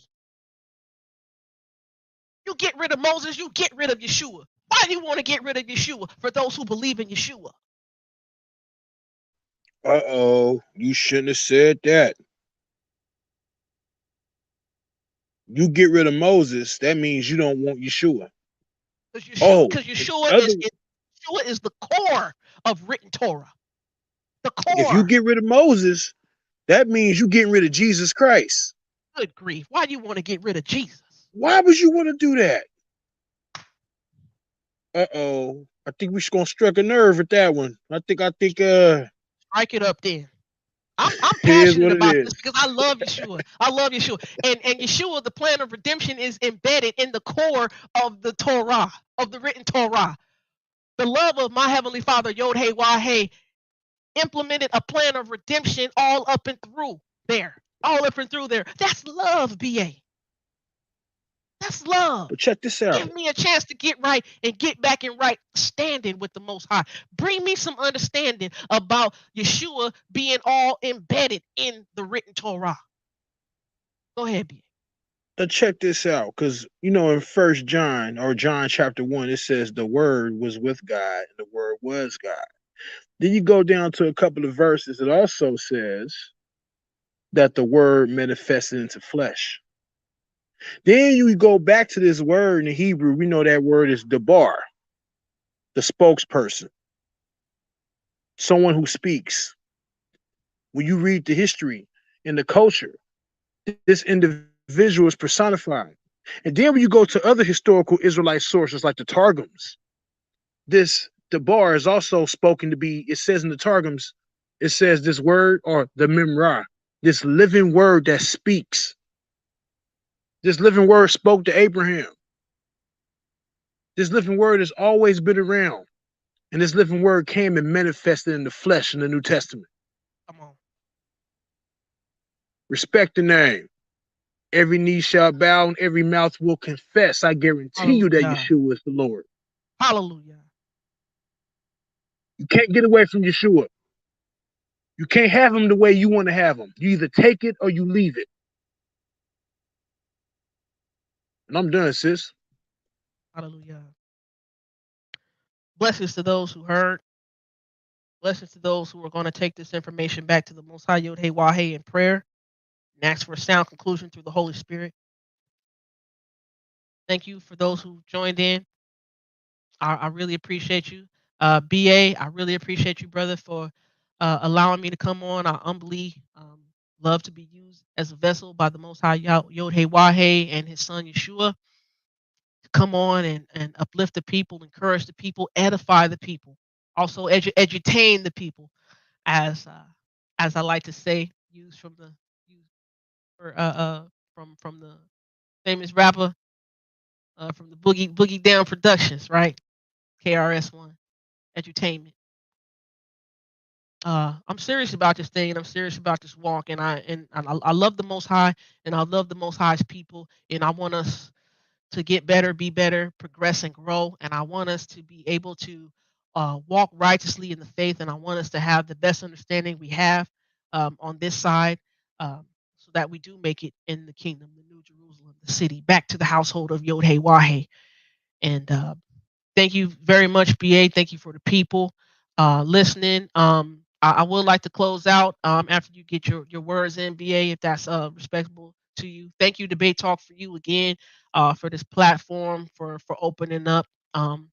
Shout out to everybody again who joined in, listened now, those who are going to listen later. I hope this blesses you. I hope this encourages you. I hope it uplifts you.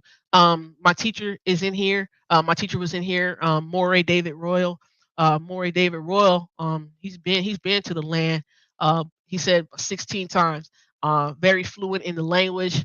Um, Absolutely fluent in the language. I'm not just talking about biblical Hebrew. I'm talking about is it Israeli Hebrew. He can have a full blown conversation, run whole services speaking the Hebrew and translating. So that's my teacher right there. Y'all please go subscribe to his channel. His channel is D Glenn Royal. That's D Glenn, one word, DGLEN, and then Royal, ROYAL. Please go subscribe to my teacher out there, y'all. Lots of gems, lots of nuggets, a gentle giant. I love his spirit and his heart, his tenacity. I just love his diligence in this word, in this walk, in this faith. I pray that those who you're still holding on to what you're holding on to. I just pray that you take this information to the Most High Yod Hey Wahe. Understand that I love you and I want to see you grow and I want to see you progress and I want I want what the Most High has for you, and that's a prosperous, abundant life that the Most High has wanted you to have. Thank you again, BA. I'll come back and say some closing remarks, or the blessing, um, as if you would allow me, please. Thank you again, sis. I appreciate you spending some of your time here on the Man Up segment and presenting the information. Like I said, this is information that me and sis have been looking over for quite some time, and we're hoping that the information is well received for those who are thirsty. We don't have time for those who just want to argue just to be running their mouths. We don't have time for that. So you're irrelevant to us. But for those who are receiving, please reach out to us. We have various references, articles, encyclopedias, books, you name it. We have a plethora of information for those who are seeking, who want to know. Like the Messiah said, he said that he was going to come for those who want to see, not for the wise and the prudent. We don't want no dealings with the wise and the prudent because you know everything. So since you know everything, just do it moving and leave us alone and go mind your business and do what you got to do. And with that, that's the Man Up segment. I'm allowed Sis to come back in to close out. Much love to all, and all praise to the Most High, in the name of His only anointed, known as Yeshua, the Christ, the Master. Go ahead, sis.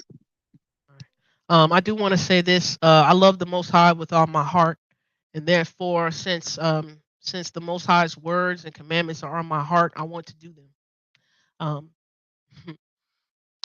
when a parent wants their child to have their rules and their love on their heart, they want their children to do them.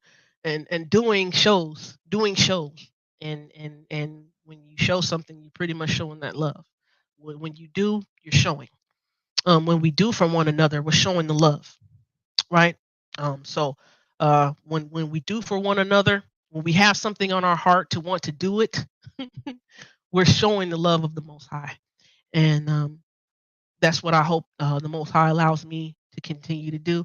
I do want to share some of the sources that I was holding up, that I was showing in the screen there. This is the Tosefta. This is a two-volume series here. Um, Translated from the Hebrew with a new introduction. This is Jacob Neusner. Jacob Neusner. This is a bad brother right here. Definitely well versed in Israelite history here. So this is the Tosefta there. I had to save up here to get this two-volume set. BA knows sometimes when something is worth it, you got to save up for it. But I got that here. So this is a two-volume series that I got. These are where some of the pictures I showed you came from, right? Um, I do not have the entire Talmud that consists of the Mishnah and the Gemara and all of the commentary, but I do have a set behind me. The set starts from the left there on the second row, a little bit to the second bookcase here, to the first four books there. This is the Mishnah elucidated. I did definitely have to save up a pretty penny for this one too, but you can go in to the Mishnah and see what some of the oral traditions or the traditions of the elders that Yeshua was against. I'm talking about just go into it for historical understanding. You can see why certain Pharisees was asking Yeshua certain questions, right? And you can see why they was trying to trip him up. You can see the different renderings from the different houses of Pharisees, because they got so many other things as far as the tradition of the elders they upheld, right? So you can go in here and see just for historical purposes to get an understanding of their perspective, their outlook on things, right? And like I said, this was the predominant teaching of the day, right? So we got to understand this if we want to understand a big chunk of the New Testament, even understand a big chunk of Paul's letters. I didn't get to go into Paul's letters a lot today, which is okay, but you know, understanding this stuff helped me understand a lot of the New Testament. All right. um we got to get back on track. So we got to see how many of these fences or layers of extra protection we really got to take down, because some of these we got to take them down because they make null and void the word of the Most High Yod Hey Wahe that was given to Moses. So we definitely got to go back there. See, BA is holding his up too, right? We definitely want to encourage that. If you want, I know I'm still working on some stuff for brother Vinny, but all these sources to where I'm telling you the definition of terms like Gentile, heathen, and all that stuff. It's kind of hard for me to put together, but what I have put together, I've given in these video lessons. Also, my channel 916 Shan 916 SHAN. I definitely go into more of what the tradition of the elders Yeshua had a problem with. I definitely go into more of that. um, so thank you guys for listening and tuning in. BA, if you don't have anything else to say, I can close the teaching out. No, go right ahead, sis. And again, much love to all. We thank y'all. Thanks for tapping into the Man Up segment. The next episode will be Proverbs chapter 3, hate not your oppressor, and to have none of his ways. We're going to do that for more so from a sociological perspective and Is add it in is some it is it politics. envy not thou the oppressor? Yeah, we're going to Envy look at it not from thou a the more oppressor. so, I got you. we're Okay. going to ask, we're going to look at it from some social science, and we're going to also look at some psychology of the mind. And it's another source I'm going to bring out called Peckadog of the Oppressed. That's another source and other historical sources and more books. Another one called Marx in the Bible and Being in Messiah by Jose Miranda. Been taking some real notes on this stuff as of late, and I'm going to deliver some powerful information. For those who would like to join that panel and build with me, let me know. Until then, I'm out. All right. So, with that being said, I want to say, Ko Tehalim, Ko Kabod, Wahati Feret, Yahweh Avinu, Eloheinu, All praise, honor, and glory to Yahweh, our Father, our Elohim, our deity, our power. I love y'all. I love y'all with the love of the Most High. I am going to close out with the priestly Aaronic blessing. This is found in Numbers chapter 6, verses 24 to 26. All right. I definitely would love the brothers to memorize, to learn and memorize the priestly Aaronic blessing, because that way I won't do it and the brothers can do it. Right? Right. Okay, so here we go. Yavarecha Yahweh v'nishmerecha. Ya'er Yahweh panav elecha v'chunecha. Yisa Yahweh panav elecha v'yasem lacha shalom. May Yahweh bless you and keep you. May Yahweh make his face shine on you and show you favor. May Yahweh lift up his face towards you. That means accept you. And may Yahweh grant you shalom, peace, wellness, wholeness. All right? Y'all continue to have a good and rest of your day. Remember to spread love, compassion, grace, mercy, and long suffering and patience to your fellow brethren. All right? Shanti Doc, 916 Shan Shan, Sister Ashanti, we're out.